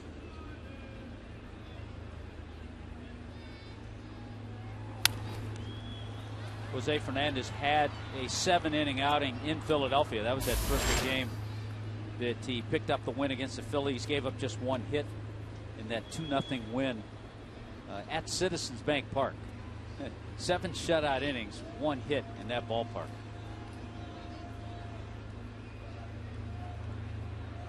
One, 2.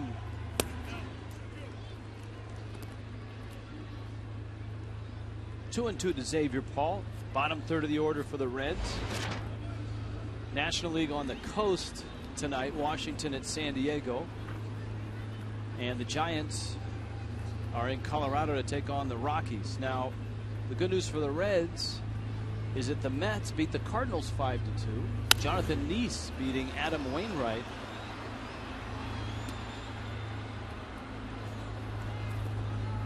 Yeah, the Mets had been in a little bit of a spin. They'd lost 6 in a row before today.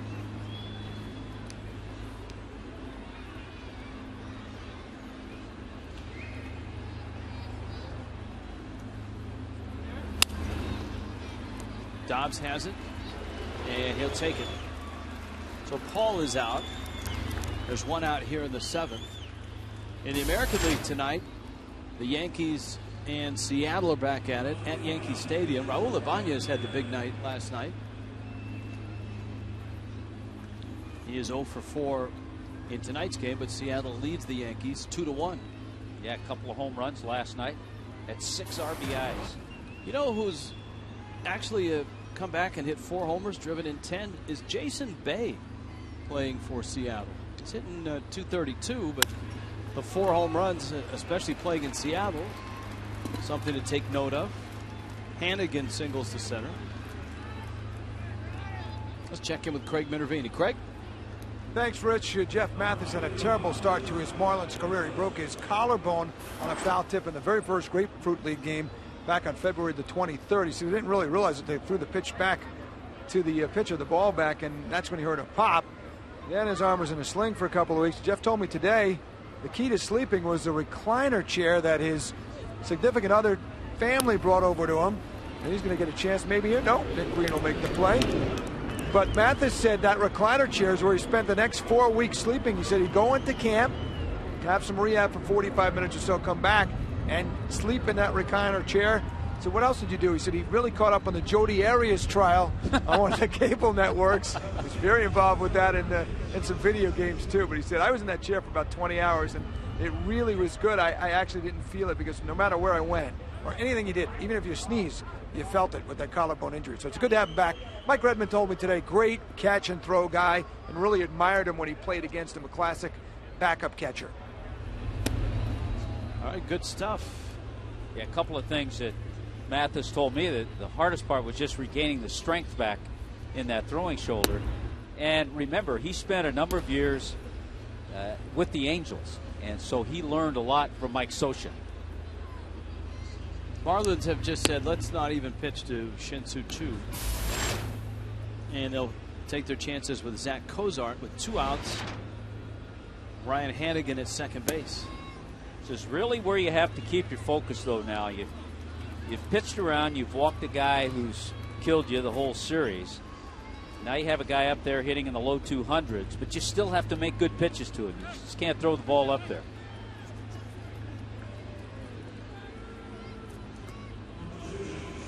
So here's Cozart, who does have some pop. He's hit 5 home runs, and he's driven in 19. Lots of Reds have a lot of RBIs. The Reds have leading the National League in runs scored, leading in on-base percentage. I will say a lot of their home runs and RBIs are home heavy. They are, in the case of Todd Frazier, all of his home runs have been at Great American Ballpark. Their record is home heavy. That's why Dusty Baker is so thrilled to get 2 wins to open up this long Eastern road trip. The Reds 8-10 on the road, but 16-6 at home.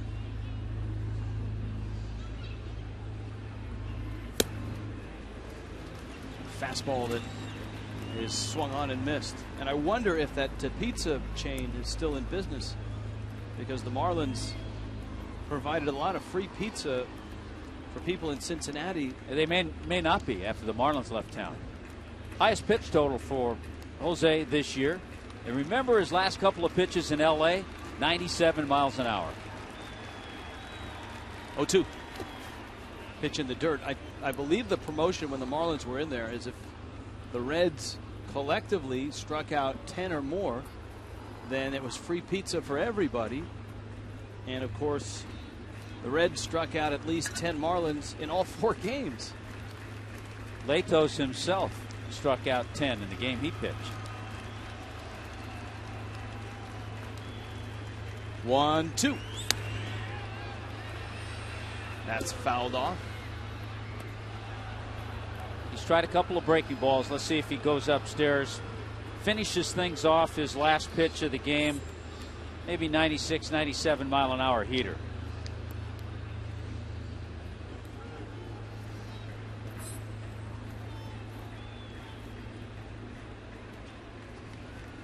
One and 2 to the Red shortstop, Zach Cozart.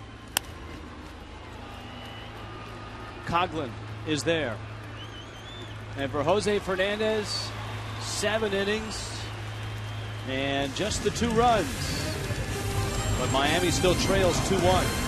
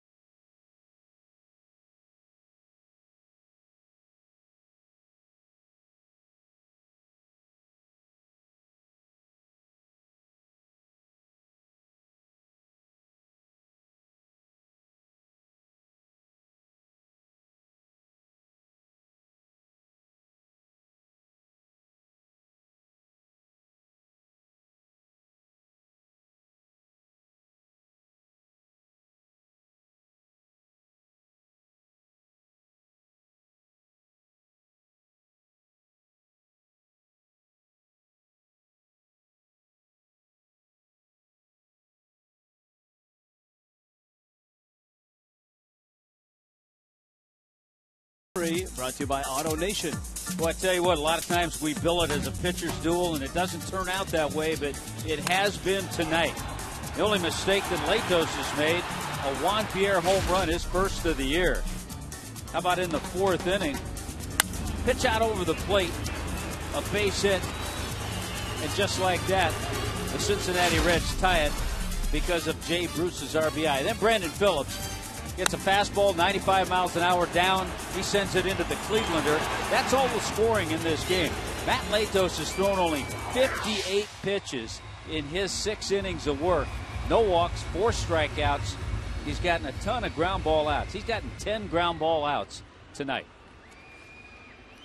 Danny Echeverria, Derek Dietrich, Marcell Ozuna. 3 youngsters coming up, 2, 3, 4 in Miami's order tonight. Echeverria singled in the 4th, but was then thrown out trying to steal second.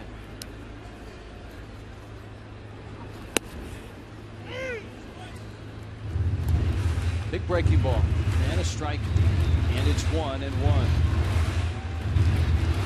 Latos trying to go to 5-0. If he or if anybody does come out of that Reds bullpen can hold this 1-run lead. And as we've talked about, Latos in 6 previous starts against the club he followed as a kid, 0-3 with an ERA over 6, so he's trying to win his first career game against the Marlins. Jordan Zimmerman leads the National League in wins. He already has 7.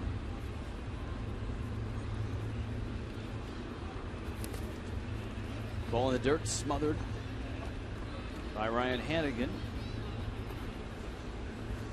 Clayton Kershaw is the ERA leader in the National League. Actually, he's tied with Shelby Miller of St. Louis. We're talking about St. Louis's great starting pitching. Miller's been a terrific find. The Cardinals always seem to, even when they lose a frontline starter to injury, always seem to replace him. That one is kicked, and Echeverria thinks about second and holds on at first. I don't know that Zach Cozart gets Echeverria anyways. It's going to be a tough play for Cozart, the way he was going and the way Echeverria got out of the box. If he catches that ball, it's going to take him a couple of steps to stop and plant and then make a throw. That's a ball, actually, that you have to try to backhand.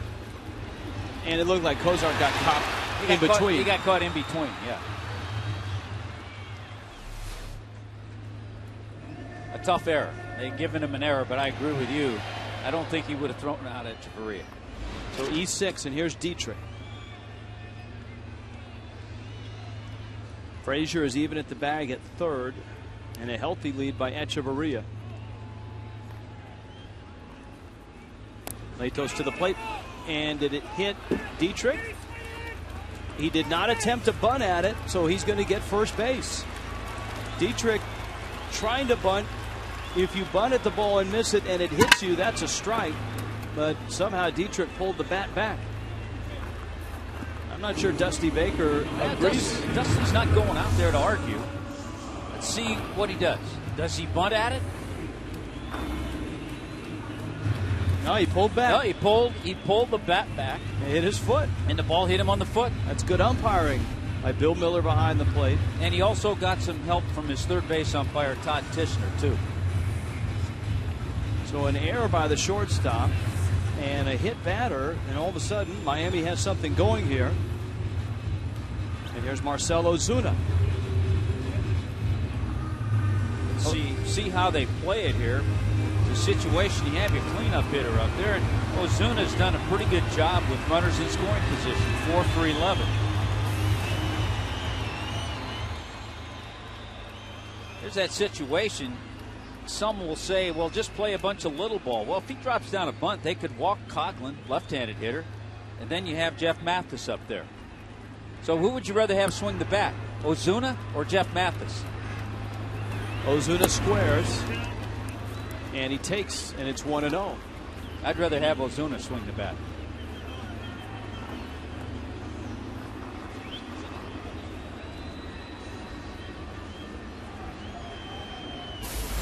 It's always that great story in Seattle when Alex Rodriguez got to the big leagues.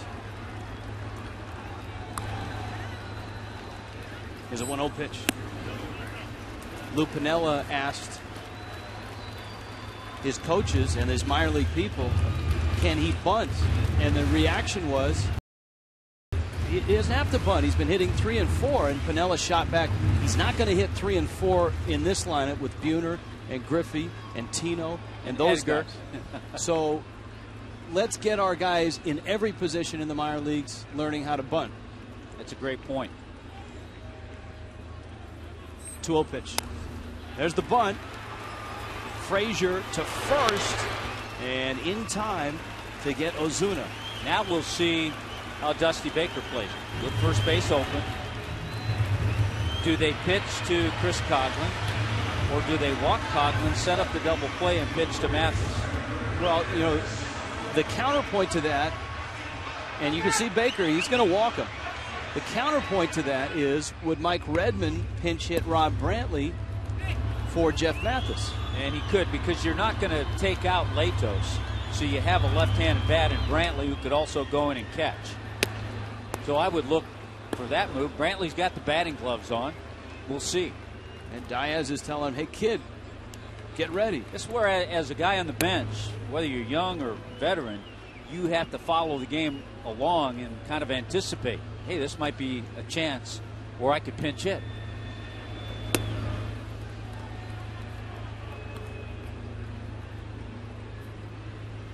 Brantley keeps looking.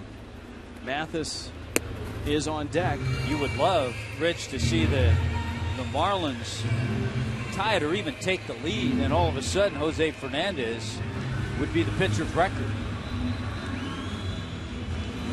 So it's not going to be Brantley, it's going to be Mathis. The Reds so good up the middle with Cozart, Phillips, and even on the corners with Frazier and Votto. Any ground ball, especially off the bat of Mathis, has double play written all over it. So the challenge for Mathis is to get a pitch he can drive and put it in the air.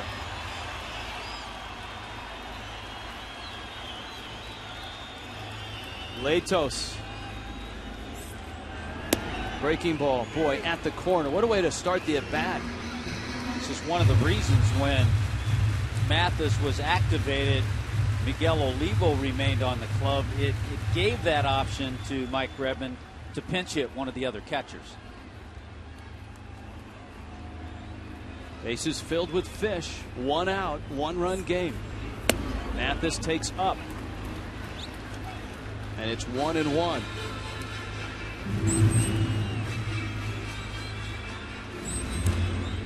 Latos, his only walk tonight was that intentional one.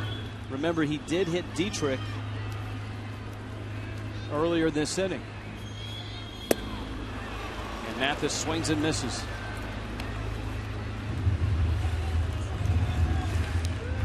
Greg Dobbs is on deck.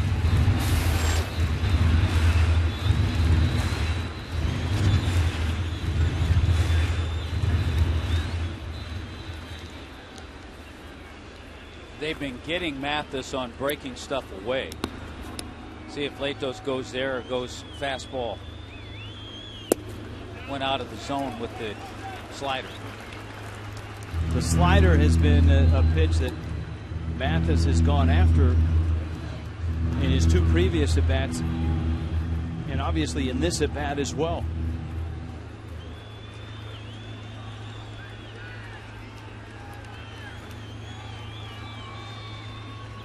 Two. Mathis pulls one, coming home, out there, Hannigan to first, out there, and that's a double play. The tough way, Frazier to Hannigan to Votto. And so Dusty Baker, by walking Coghlan, set up a double play situation, and his infield made it pay off.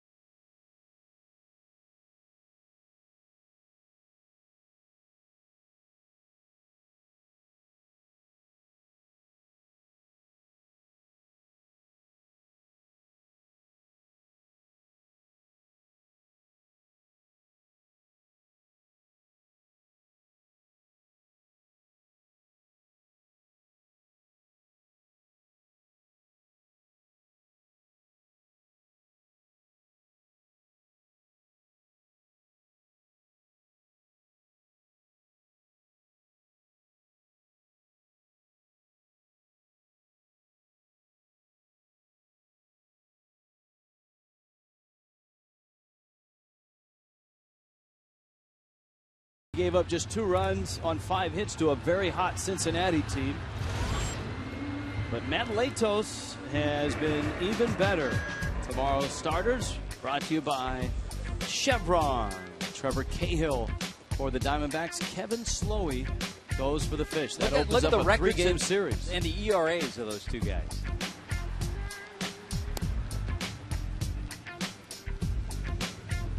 .630 for Marlins Live.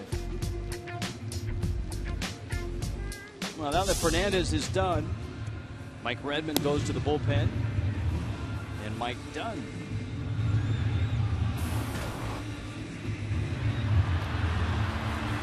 Yeah, the opportunity was there, and there were a whole lot of options. And in that particular case, the option that Mike Redmond chose just didn't work.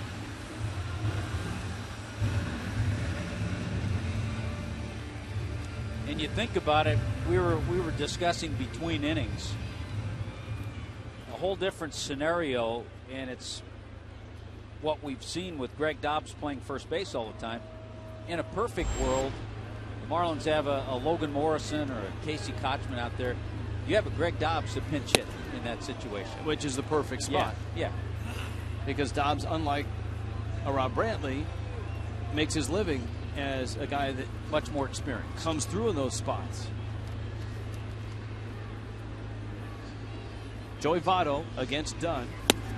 Votto swing and a miss. Votto has doubled in 3 trips. And Dunn's just thrown 2 fastballs by him. It's always scary because then you think as a pitcher, can I do it again? Then you have to realize it's Joey Votto up there.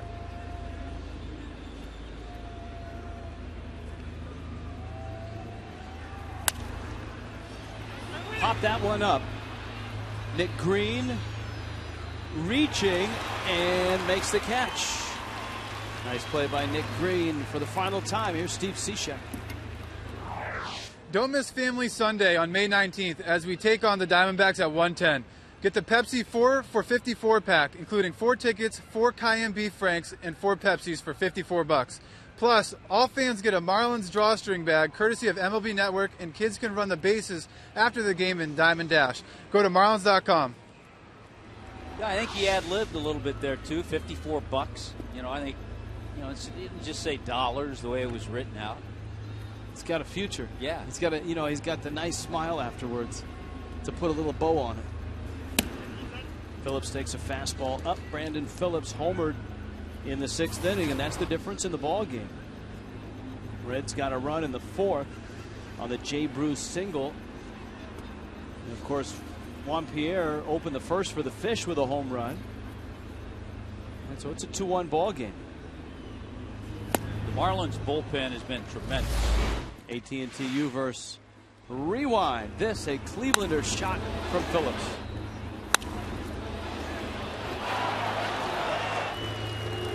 Brandon Phillips will be tweeting about that later tonight.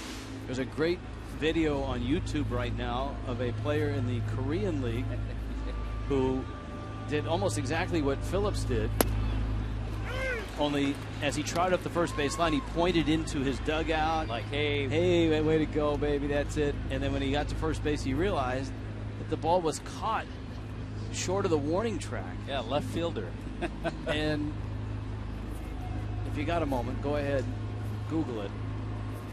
But it's a telling tale for you kids. Don't go into the trot unless you know it's into the pool. Phillips strikes out.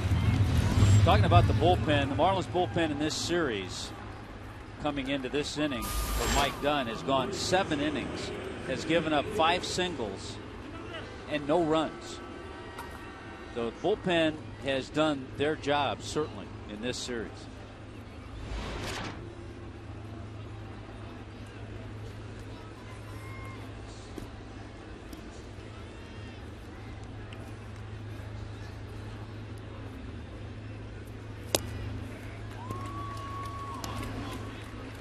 Breaking ball and a strike to Jay Bruce. The 2 lefties got to Fernandez in the 4th. Joey Votto took a breaking ball that was up and out and drove it down the left field line for a double. And then Bruce lined one into left. Boy, I just keep thinking about what you said that Lou Piniella story, which is so true and is so not taught nowadays in every organization. But coming up, myself in the Dodger organization, with guys like Ron Say, Steve Garvey, they all learned how to bunt. They all had to hit and run at many times. And to Ozuna's credit, he was able to bunt. Yes. The moral of the story is a guy can profile as a number 3 or a 4 hitter coming up through the minor leagues, but when he gets to the big leagues, that doesn't mean that's where he will be hitting, and that doesn't mean that's the role he will fill. I mean, Ozuna's not going to be hitting fourth when Giancarlo Stanton comes back and Logan Morrison comes back. Mike Redmond, in all likelihood, will slide him back into a more comfortable spot, 5th or 6th in the order. So to his credit, he dropped down a nice bunt. Yes, he did. He's, you know, the more you see him, he does a lot of little things right. Defensively, his footwork is good. His routes are good. His throws are on the mark. They hit the cutoff man. He throws to the right base. Done. Boy, he looks hard. Throwing hard. 95 miles an hour as he strikes out Jay Bruce. 1-2-3 inning for Mike Dunn.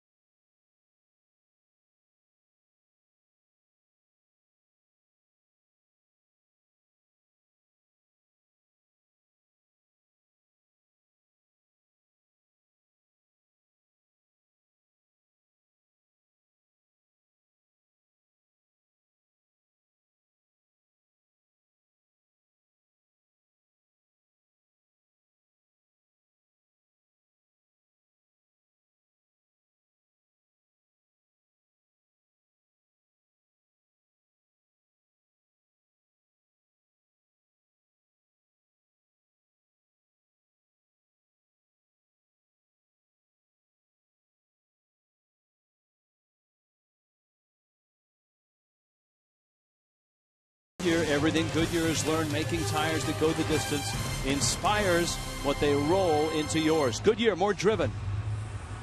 In Miami tonight, Rich Waltz, Tommy Hutton, Craig Minervini, Jeff Konai, John Solser's our producer, Jim Hawley our director, Ken Lee our graphics coordinator.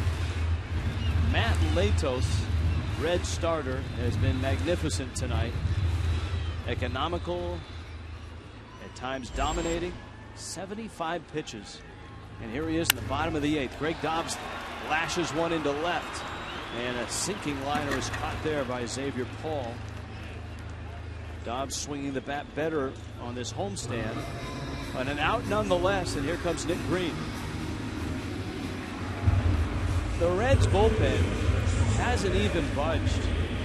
I mean, the only movement that we've seen out there is when they have had a shift change for the dancers at the Cleveland.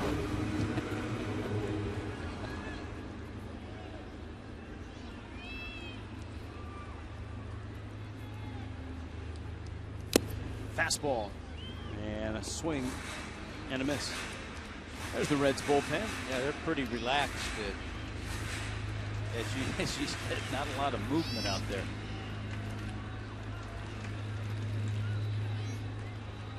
Green is flat out, bounced out. I think they've been checking on the shift change at the Clevelander.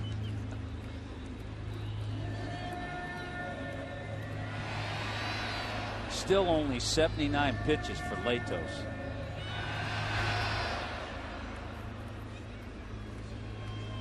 It's been impressive to watch because as we've talked about, when we first saw him in the big leagues, he was a thrower. High pitch count, high strikeouts, high velocity. And to see him tonight operate, feeding his infield ground balls. He struck out just 4, but he's given up only 3 hits. A broken bat and another play by Cozart. Yeah, 3 hits because Adeiny Echeverria's ball in the 7th, which was originally ruled an error on Cozart, has been changed to an infield hit. So a couple of singles by Echeverria, a homer by Pierre. That's it for Miami tonight.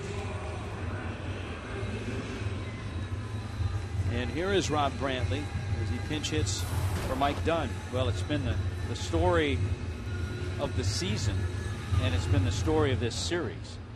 The Marlins got a couple of runs the first game of the series. They were shut out last night, and they've gotten just 1 run tonight.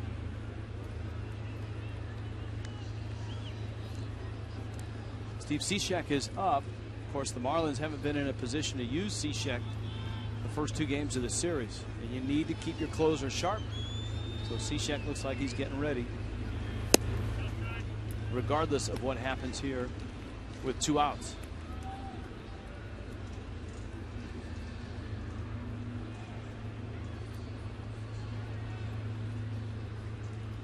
Ball and a strike to Brantley.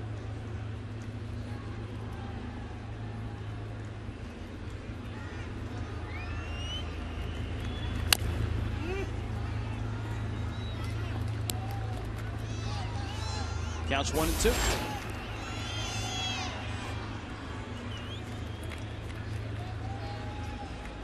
Well, Jose Fernandez did his job. Gave up a couple of runs in 7 innings. But he left the game trailing 2-1. 1-2 from Latos.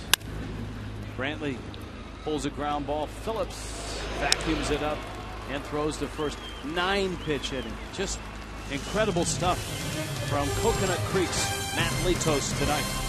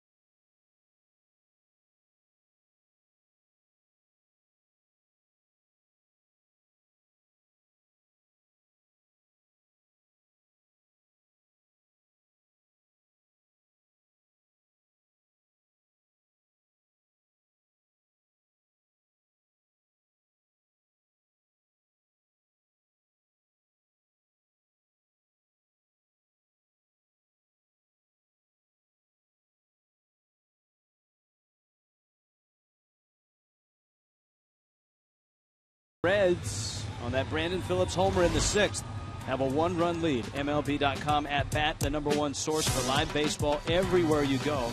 Available for iPhone, iPad, Android, and BlackBerry 10. At Bat delivers Marlins baseball with live audio, pitch tracking, stats, news, highlights, and more. Text at bat to 31826 or go to Marlins.com for details.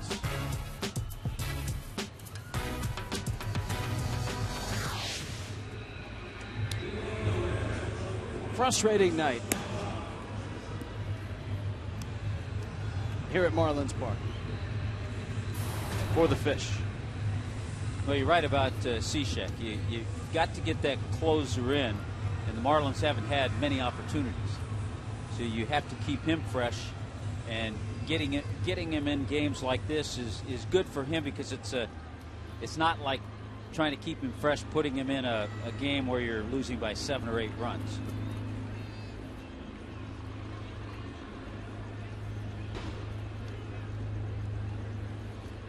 So it's Todd Frazier, then Xavier Paul. Frazier goes after the first pitch. Coughlin has covered a lot of ground out there tonight, and he makes the catch. So an out here in the 9th. Marlins Live, brought to you by Checkers. A wrap-up of this series, so far dominated by the Reds. Beast mode for Juan Pierre with a home run. And the Diamondbacks are here. Well, not yet. Actually, they probably are here by now.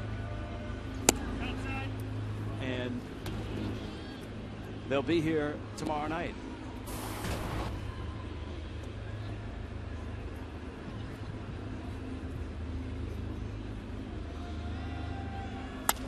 Xavier Paul slaps one into left field. Pierre down to get it. So Paul has a hit, and Ryan Hannigan comes to the plate. And Paul's going to leave for a pinch runner. Derek Robinson usually comes in defensively, but Dusty Baker figures he'll bring him in to run and then play left field, the Gainesville native.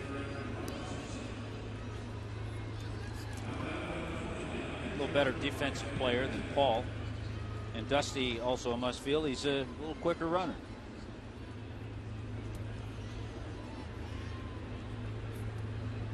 Latos is on deck, though there is action in the Reds bullpen.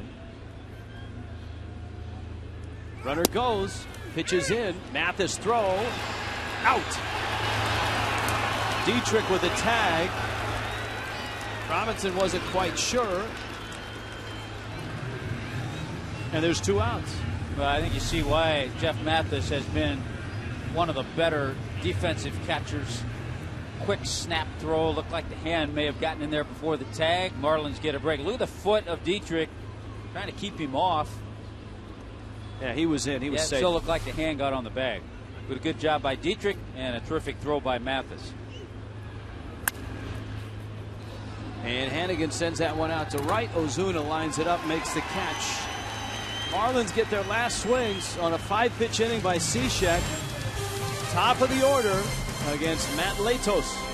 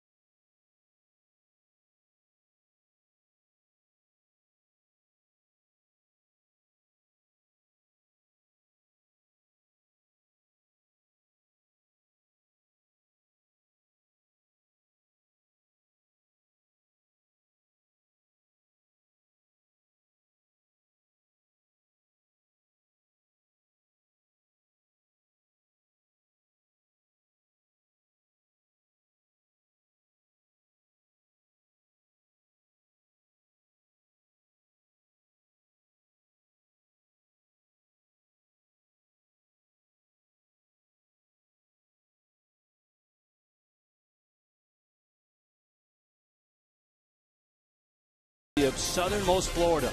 Real world experience, real life education, and OMG Fast. Switch to OMG Fast high-speed internet and surprise your kids. Go to omgfast.com for details. 2-1 ball game. Reds, Marlins. Matt Latos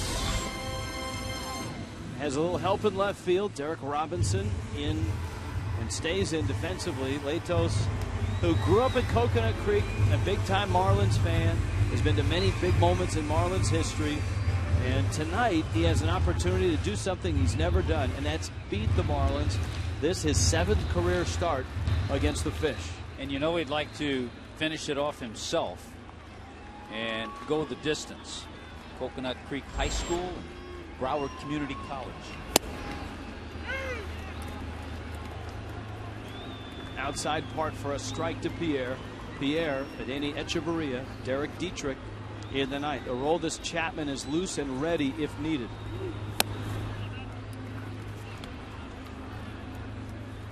Ball and a strike.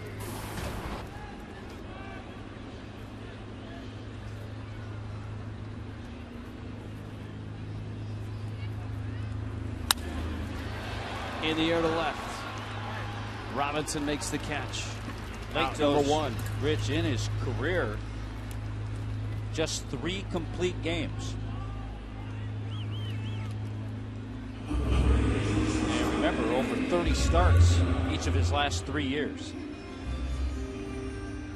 Here's Echeverria, who was bounced to third and singled twice.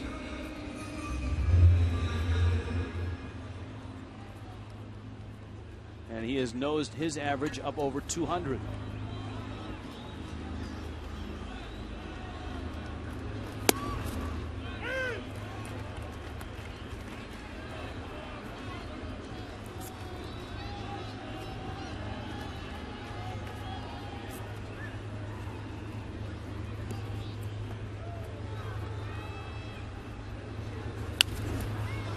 Latos right out in front, 0-2. He hasn't wasted many pitches at all. The only walk was an intentional walk.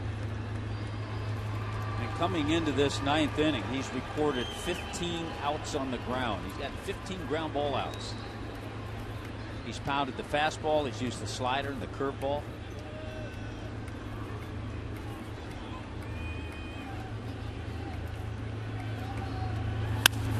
Echeverria lines it into right center field, and to the wall it goes. That might be 3. Around second, on his way to third. The National League leader in triples. Echeverria's got a big one here in the ninth.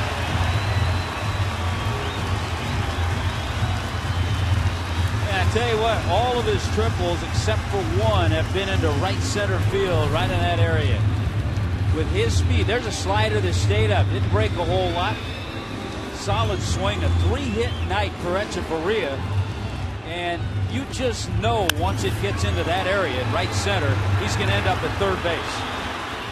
And guess who's coming to the mound? Dusty Baker is coming to the mound. Latos doesn't want to leave. And he reluctantly gives up the ball. Remember the epic at bat last night for Derek Dietrich against Aroldis Chapman. Now that's the potential matchup here.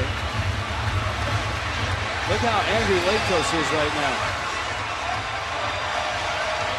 Back after this.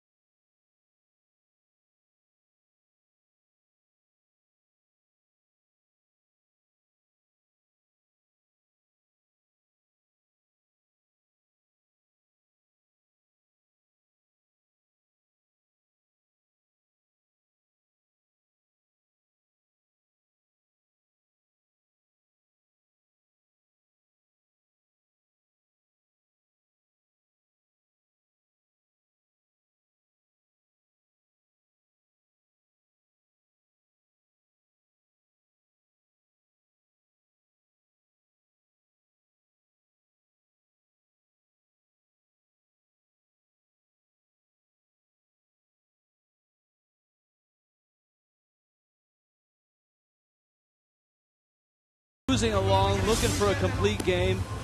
And moments ago in the dugout, Tommy, this is his reaction. Yeah, you know, he came off and he was upset. And, you know, maybe some would think he was mad at Dusty Baker for taking him out. I think he was upset with the base hit, with the triple, number one, with the pitch he made, and how Echeverria hit it as he talks things over with Bronson Arroyo there.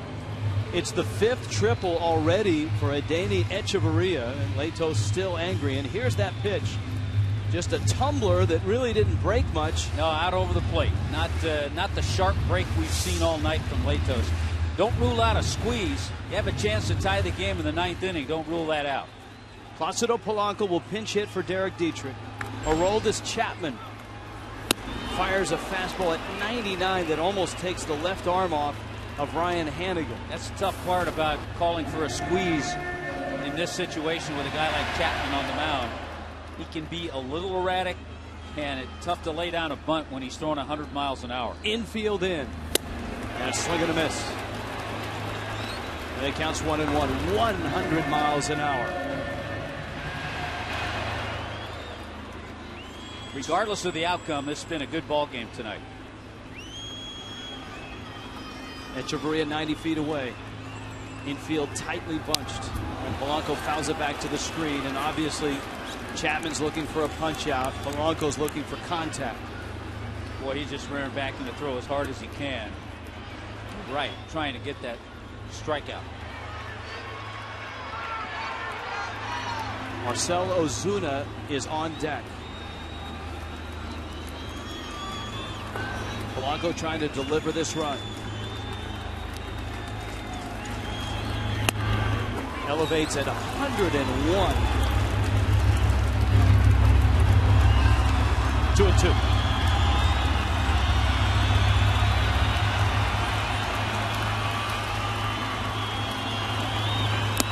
Got him. 100 miles an hour. He strikes out Polanco on a pitch that looked like it started in the strike zone but came up almost chin level. They say it's an optical illusion when that fastball rises. You'd have a hard time convincing Placido Polanco that that was an optical illusion. Latos on the rail, hoping Chapman can deliver his 5th win of the season. One thing about having a closer that's a strikeout guy, and that's exactly why Dusty Baker went to Chapman. Now Ozuna, the rookie. He's almost overshot the runway twice now with Hanigan. That's a battle for Hanigan back there, too. And he's a terrific defensive catcher. Ozuna just 1 for 10 in the series. 1-0. It's out. You know, after Ozuna, you've got Chris Coghlan. As Latos watches and hopes. Chapman works on a rookie right fielder with a tying run 90 feet away. Ozuna, left field, and deep, and off the track and off the wall. The game is tied. Ozuna headed for 3rd, and he will get there. Oh, what a beautiful thing. Chapman just happy that ball wasn't hit at Great American Ballpark. The Marlins be walking off the field right now.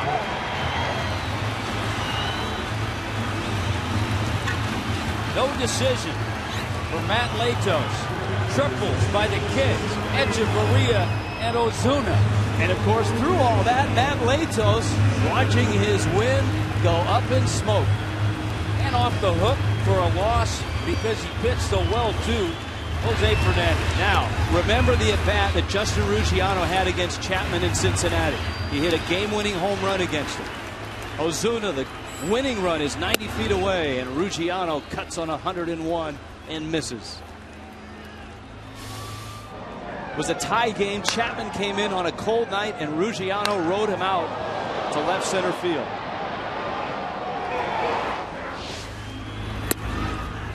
Another fastball that almost got away. Keep in mind those fastballs, the ones that have been up, and Hanigan's really had to battle Chapman. How about that? The Marlins come up with 2 triples here in the 9th to tie it.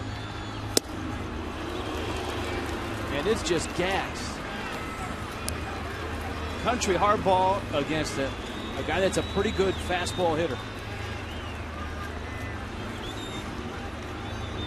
1-2.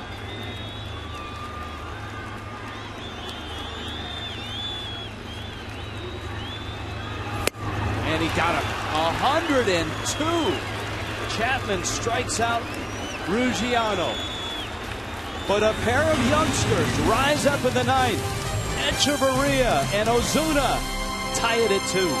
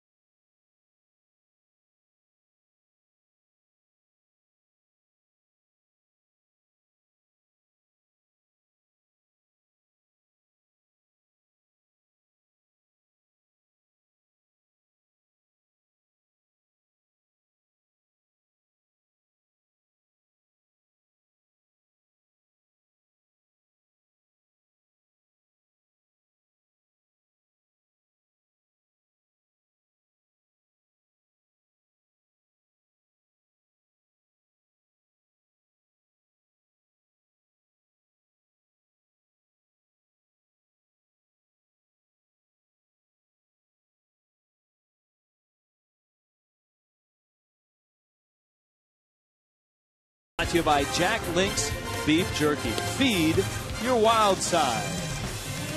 Goodyear Blimp is still with us. Glad you're still with us. It's been a fun ball game. The Marlins and the Reds. You've got Marcell Ozuna at 23. And Danny Echeverria is 24. Actually, Ozuna is still 22.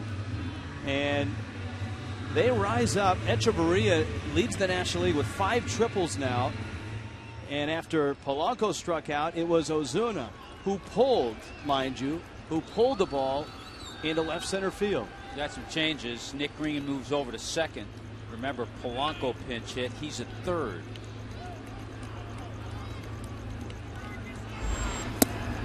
There's a fastball that misses down low. You know, as you see Ruggiano out in center field, that last shot of Polanco, I wonder if he's having some eye issues, because he's got glasses on the bill of his cap. And obviously it's not a sun issue. They are clear and not shaded glasses.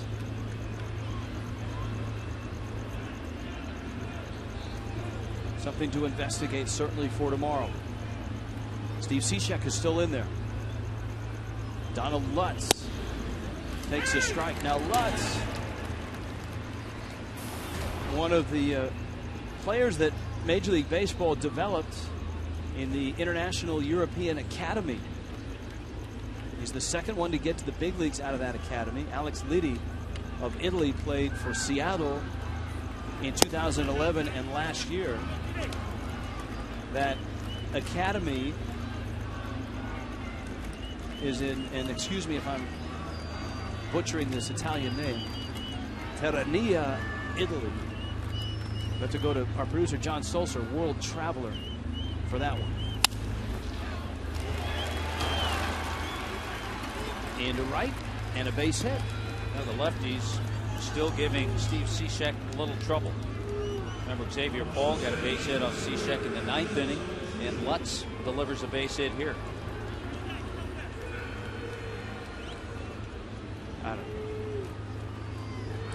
Lutz is aboard, and now Cishek has to deal with Shin-Soo Choo. Now comes the tough part, top of the lineup.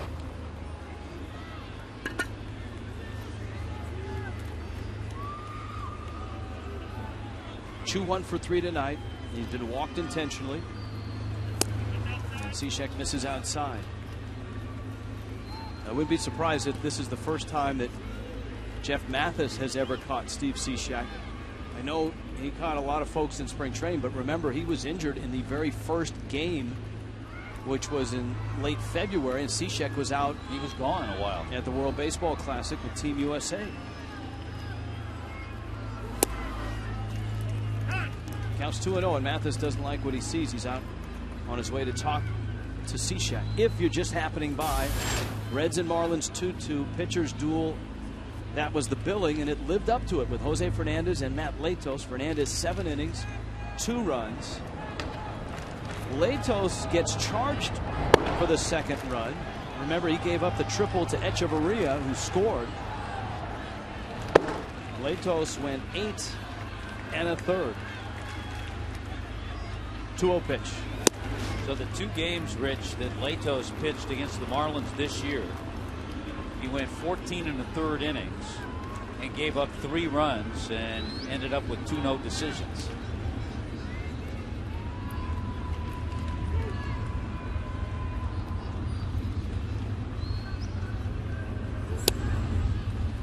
Choo takes a strike.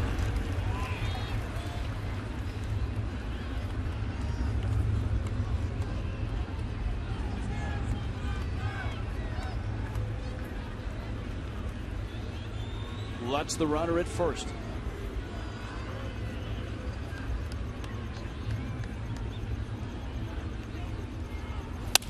And Choo sends that one fouling out of play. Great catch. Boy, high fives. He's going to have a tough time sleeping tonight after that.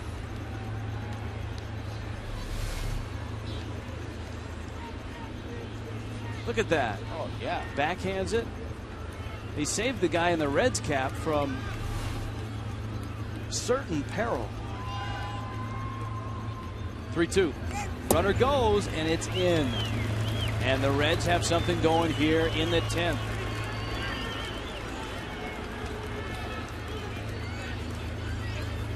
Chuck Hernandez on his way out to talk to Cishek. A.J. Ramos is ready in the bullpen right now. Cishek in his 2nd inning of relief.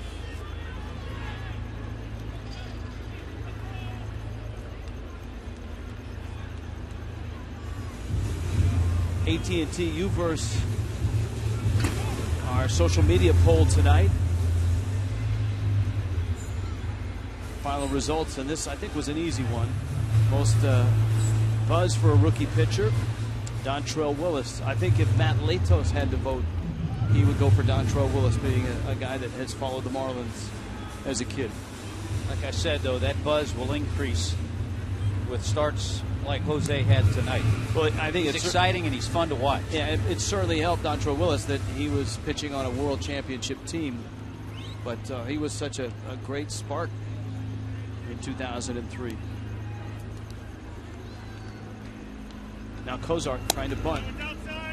Boy, and Cishek is really having trouble finding the plate. Now in this case, Dusty Baker has the luxury. He knows if Cozart is successful, drops down to bunt, that the Marlins will probably walk Joey Votto. But then he has Brandon Phillips, who leads the league in RBIs, on deck. And Jay Bruce behind him. Yeah, so it's a whole different story for Dusty Baker because of his lineup. Good bunt. Mathis to first. Gets the out. And so now, some tough outs with runners at 2nd and 3rd and 1 out. Votto, and as Tommy mentioned, Phillips behind him. Boy, a nice bunt by Cozart, and an even nicer play by Mathis to just jump on that ball and make a perfect throw to first. Now be careful. We know that Cishek's had trouble over the last couple of years in this situation. He's better off when he does that, throws it hard. Sometimes he lets up a little and doesn't throw it that hard. So this is setting up a Cishek Brandon Phillips AV. And Mathis has to pounce on that one. And of course, Brandon Phillips leads the National League hitting with runners in scoring position. He's over 450 so far this year. But Joey Votto is Joey Votto, and lefties in particular have had some success against Cishek this year.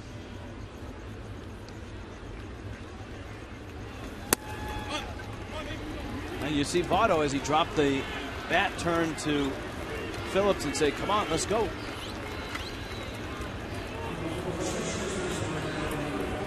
Phillips homered in the 6th, 35 RBIs.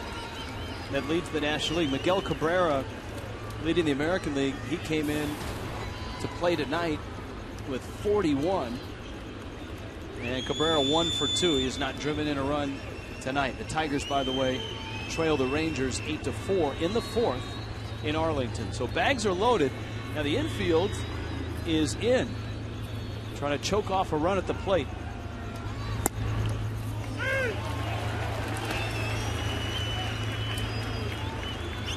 Phillips is 4 for 6 with bases loaded this year as well. Yeah, that didn't materialize, the pitchers duel in Texas between Detroit and the Rangers with Yu Darvish and Justin Verlander. Darvish still in there in the 4th. Phillips with the bags loaded. Tie game in the 10th. It's a familiar spot for Phillips. Remember on that Saturday game in Cincinnati with Cishek on the mound, Phillips in extra innings, the walk-off sac fly. The interesting thing there, and you couldn't see it, no one really captured it on film, is that Justin Ruggiero, there was a runner at first, and Ruggiero threw back to first, and no one was covering, and the throw went right over the bag, and it would have had the runner had someone been there.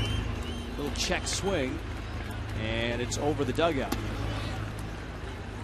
which really would have made the play at home interesting. Well, Cishek has done what he wanted to do. He's gotten ahead 1-2. Bases filled with Reds. Lutz, Choo, Votto. Now he's 1-2 on Phillips. Infield is still in. Liner, left field. Pierre, that's going to score the run. He makes the catch, tagging his Lutz, and he's going to score. And the Reds have the lead 3-2. And he's done it again. Brandon Phillips. A sacrifice fly.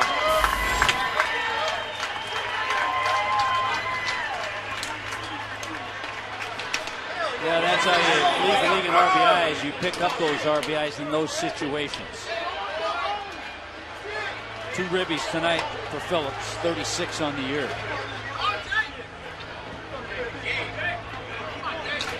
Jay Bruce now with runners first and second.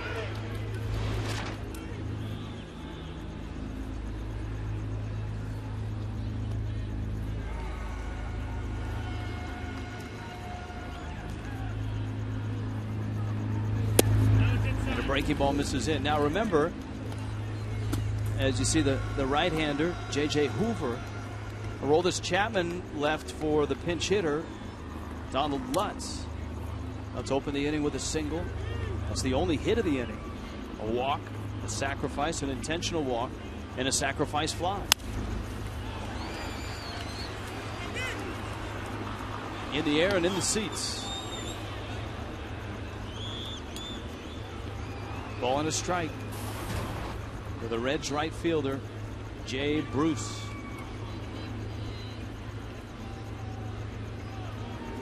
Bruce out of Beaumont, Texas.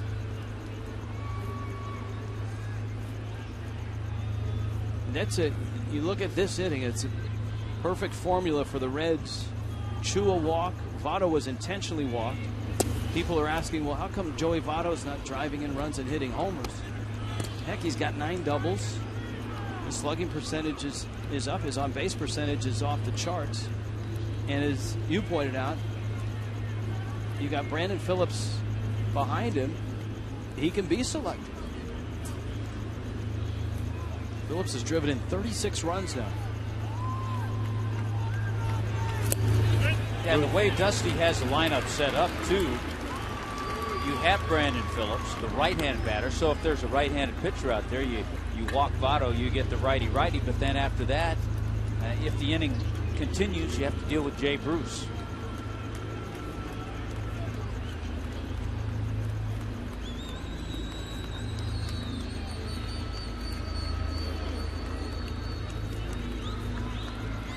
Cishek ready.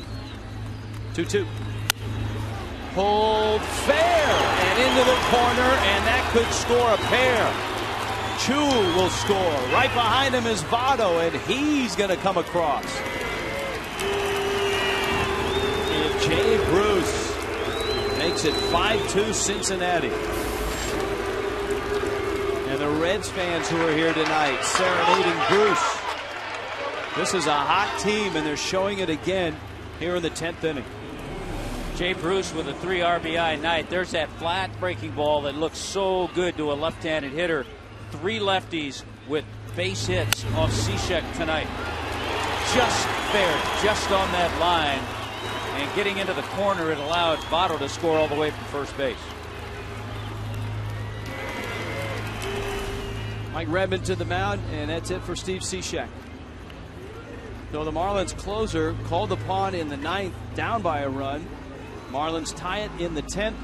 The Reds take the lead. 5-2 Cincinnati in the 10th.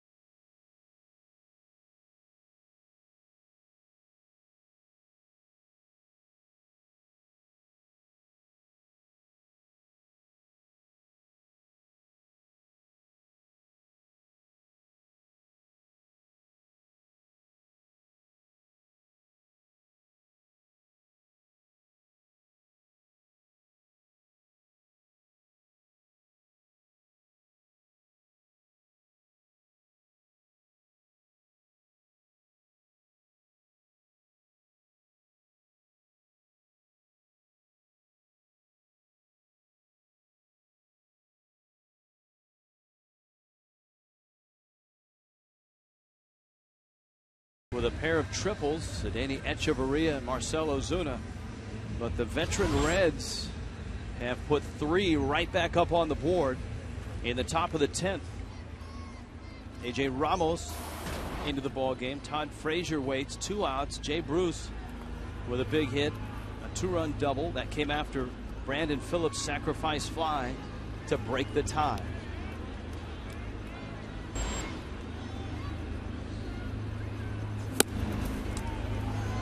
Swing and a miss by Frazier. First runs the bullpen has allowed in this series.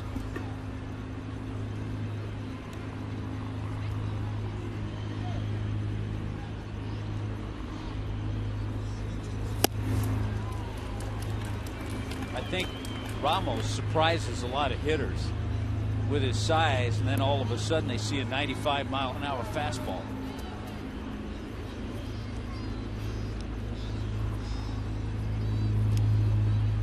Ramos out of Texas Tech.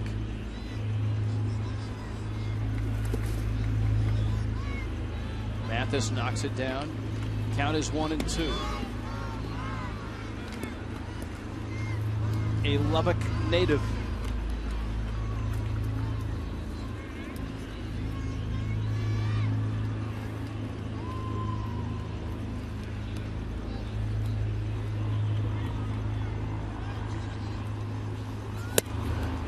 Misses up and in. This was a Jose Fernandez, Matt Latos matchup, and it was fun to watch. Latos was incredible tonight, incredibly efficient. Fernandez had his moments as well. That Brandon Phillips home run hurt him in the 6th inning.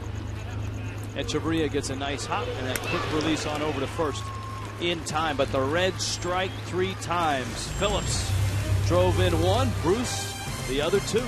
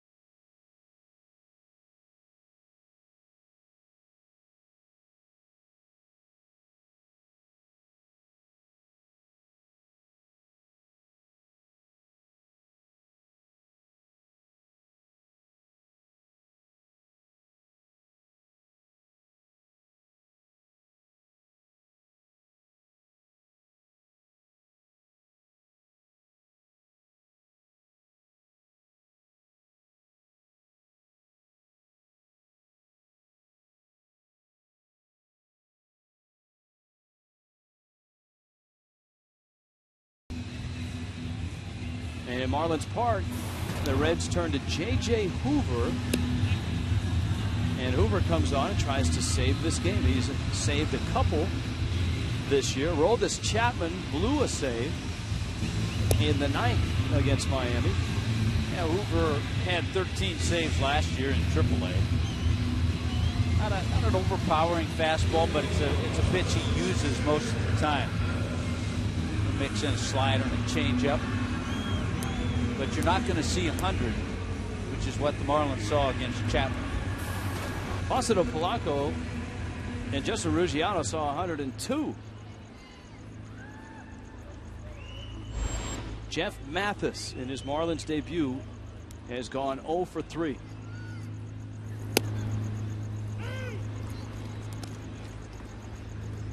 And a strike to Mathis. Greg Dobbs and then Nick Green scheduled. Marlins have used Ruggiano, Polanco as pinch hitters. Rob Brantley as well has been used already.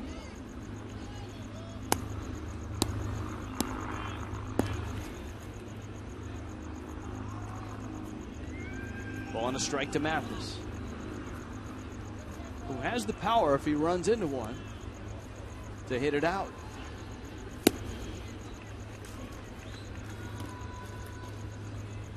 Yeah, Mathis last year playing with the Toronto Blue Jays. Cranked 8 home runs.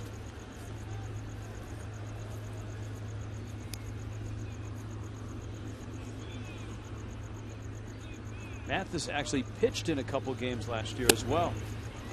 And he swings and misses. And so Hoover strikes out Mathis here in the 10th.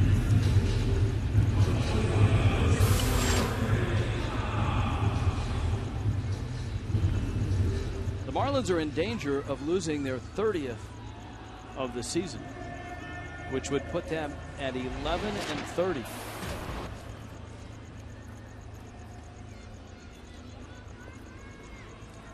And they're also in danger of having their 26th game of 2 runs or less. We've talked about that, averaging about 2.5 runs a game. And that's really the frustrating thing, because if the Marlins lose this game, they'll have the same record as the Houston Astros. The Astros have been giving up a lot more runs. And they've had games where they've gotten blown out a whole lot. A breaking ball, a strike to Dobbs.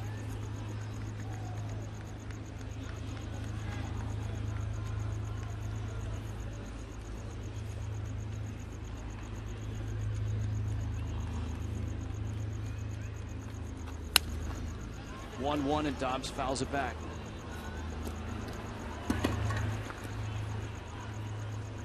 Well, Fernandez in this one, 7 innings, 2 runs, 5 hits, the 5 strikeouts. Diamondbacks tomorrow, Cahill and Slowey.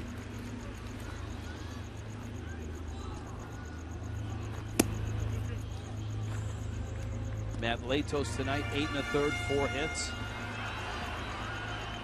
2 runs, a walk, and 4 strikeouts. Juan Pierre, a home run. That was to lead off the bottom of the first.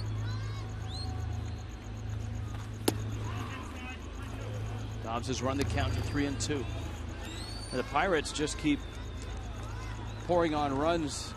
They lead Milwaukee 7-1. Pirates looking for their 3rd straight win. That one shot foul and out of play.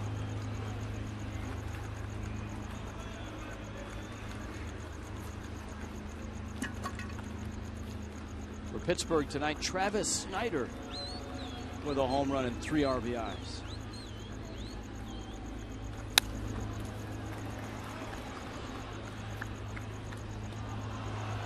Colorado has scored early against San Francisco, 6-1.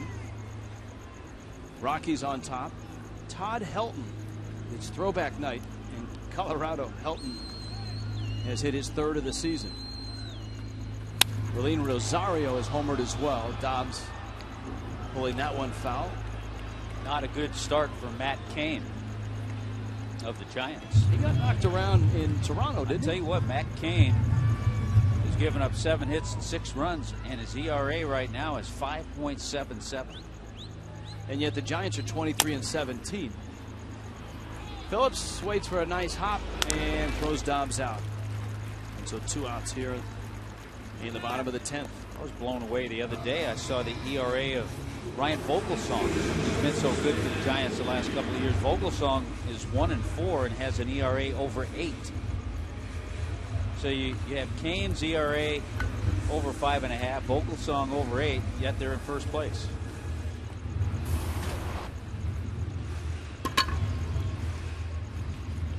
But they could be tied if they lose that game, and they'll be tied with the team coming in here this weekend. The Diamondbacks, a fun offensive team to watch. If you're coming out tomorrow night, get out here early and watch Paul Goldschmidt take batting practice. Good to see our good friend Cody Ross in town. Always good to see Cody.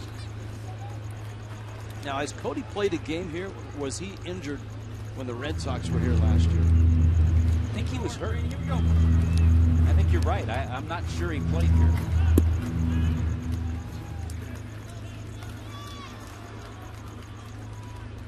Oh, 0-2 pitch to Green.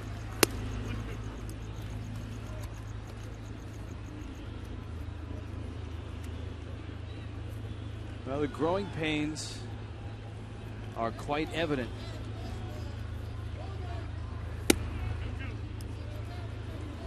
And the Marlins hopeful that Giancarlo Stanton, who was swinging the bat earlier today, Logan Morrison, who continues to play in rehab games for a June 1 target return.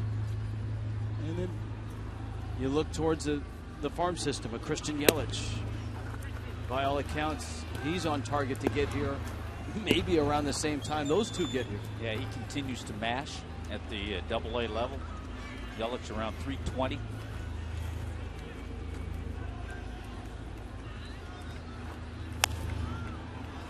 Popped up, first base side, Votto, and it's 3 seats in. Nationals and Padres getting ready to go. Edinson Volquez, speaking of a former Red, against Steven Strasburg.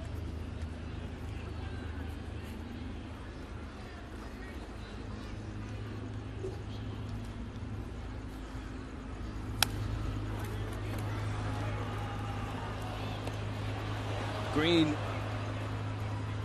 trying to keep this thing going.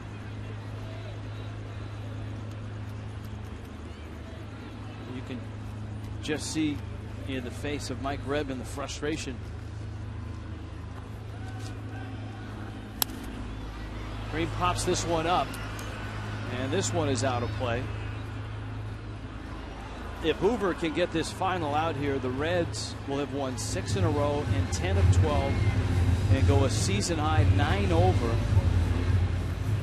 And you ask Dusty Baker, the importance is that they're starting to win on the road, which is not something they were able to do earlier this season. Yeah, you talked about it earlier, 16-6 at home. That one I think is playable. Votto?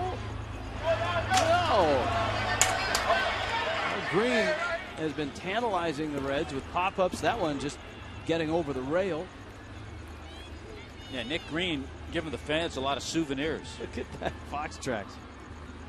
Somewhere there's a psychiatrist sitting at home, and he sees something, or she sees something completely different than we do.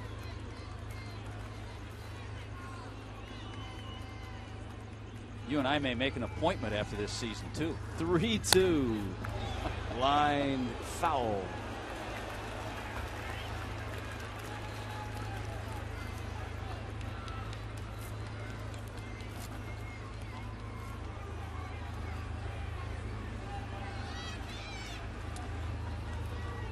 So the long at bat continues. 11th pitch coming. Yeah, and you talk about working a walk. That's exactly what Green has done. So he extends it, and Matt Diaz comes up.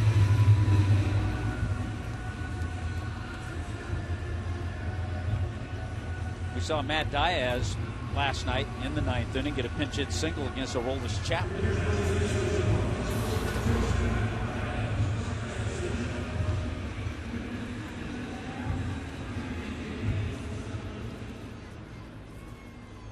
So Diaz climbs in the 9 spot. Green not being held at first. He'll probably take second here. And he does. Diaz a swing and a miss at a 93-mile-an-hour fastball.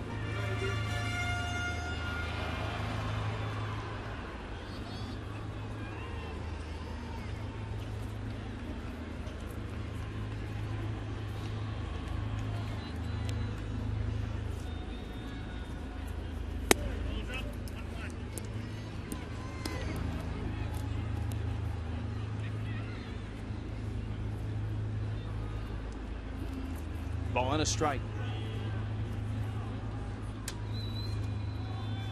Diaz is in that 9 spot. Pierre, the leadoff man, is on deck. And Diaz cranks one into center field. That's a base hit. Round third comes Green. He will score. And for Matt Diaz, they're starting to fall. Remember that run he had of getting robbed of hits. He has a couple of hits. In his last few at-bats, he had a pinch hit last night in the 9th inning. Yeah, so 2 for 2 the last 2 nights with pinch hits. This one driving in a run and keeping the line moving.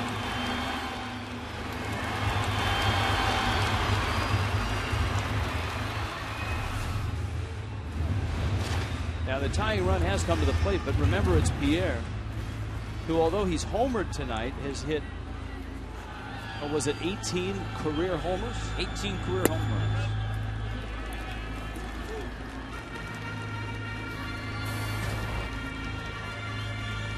It's Echeverria and then it's Polanco. There's Brian Price. And Price arrives on the mound.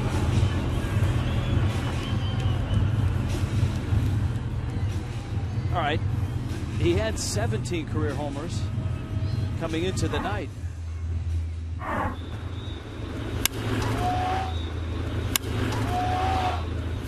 Yeah, it's worth watching again. It was a great reaction from Pierre. He doesn't get to do that very often. No, he doesn't. He flies around with all his workouts and does everything quickly. So it's nice to see him break down into that trot. Alfredo Simon in the Reds bullpen. J.J. Hoover here is giving up a run. And he's behind Pierre at 1-0. I think one of the things Brian Price probably told him is that chances of Juan Pierre hitting another home run are slim. Just go after him. You don't want to get further down into the order. Echeverria on deck with 3 hits. Pierre, a chopper. Phillips has it, and this game belongs to the Reds. In extras, Cincinnati sweeps Miami. A 5-3 win tonight for the Reds.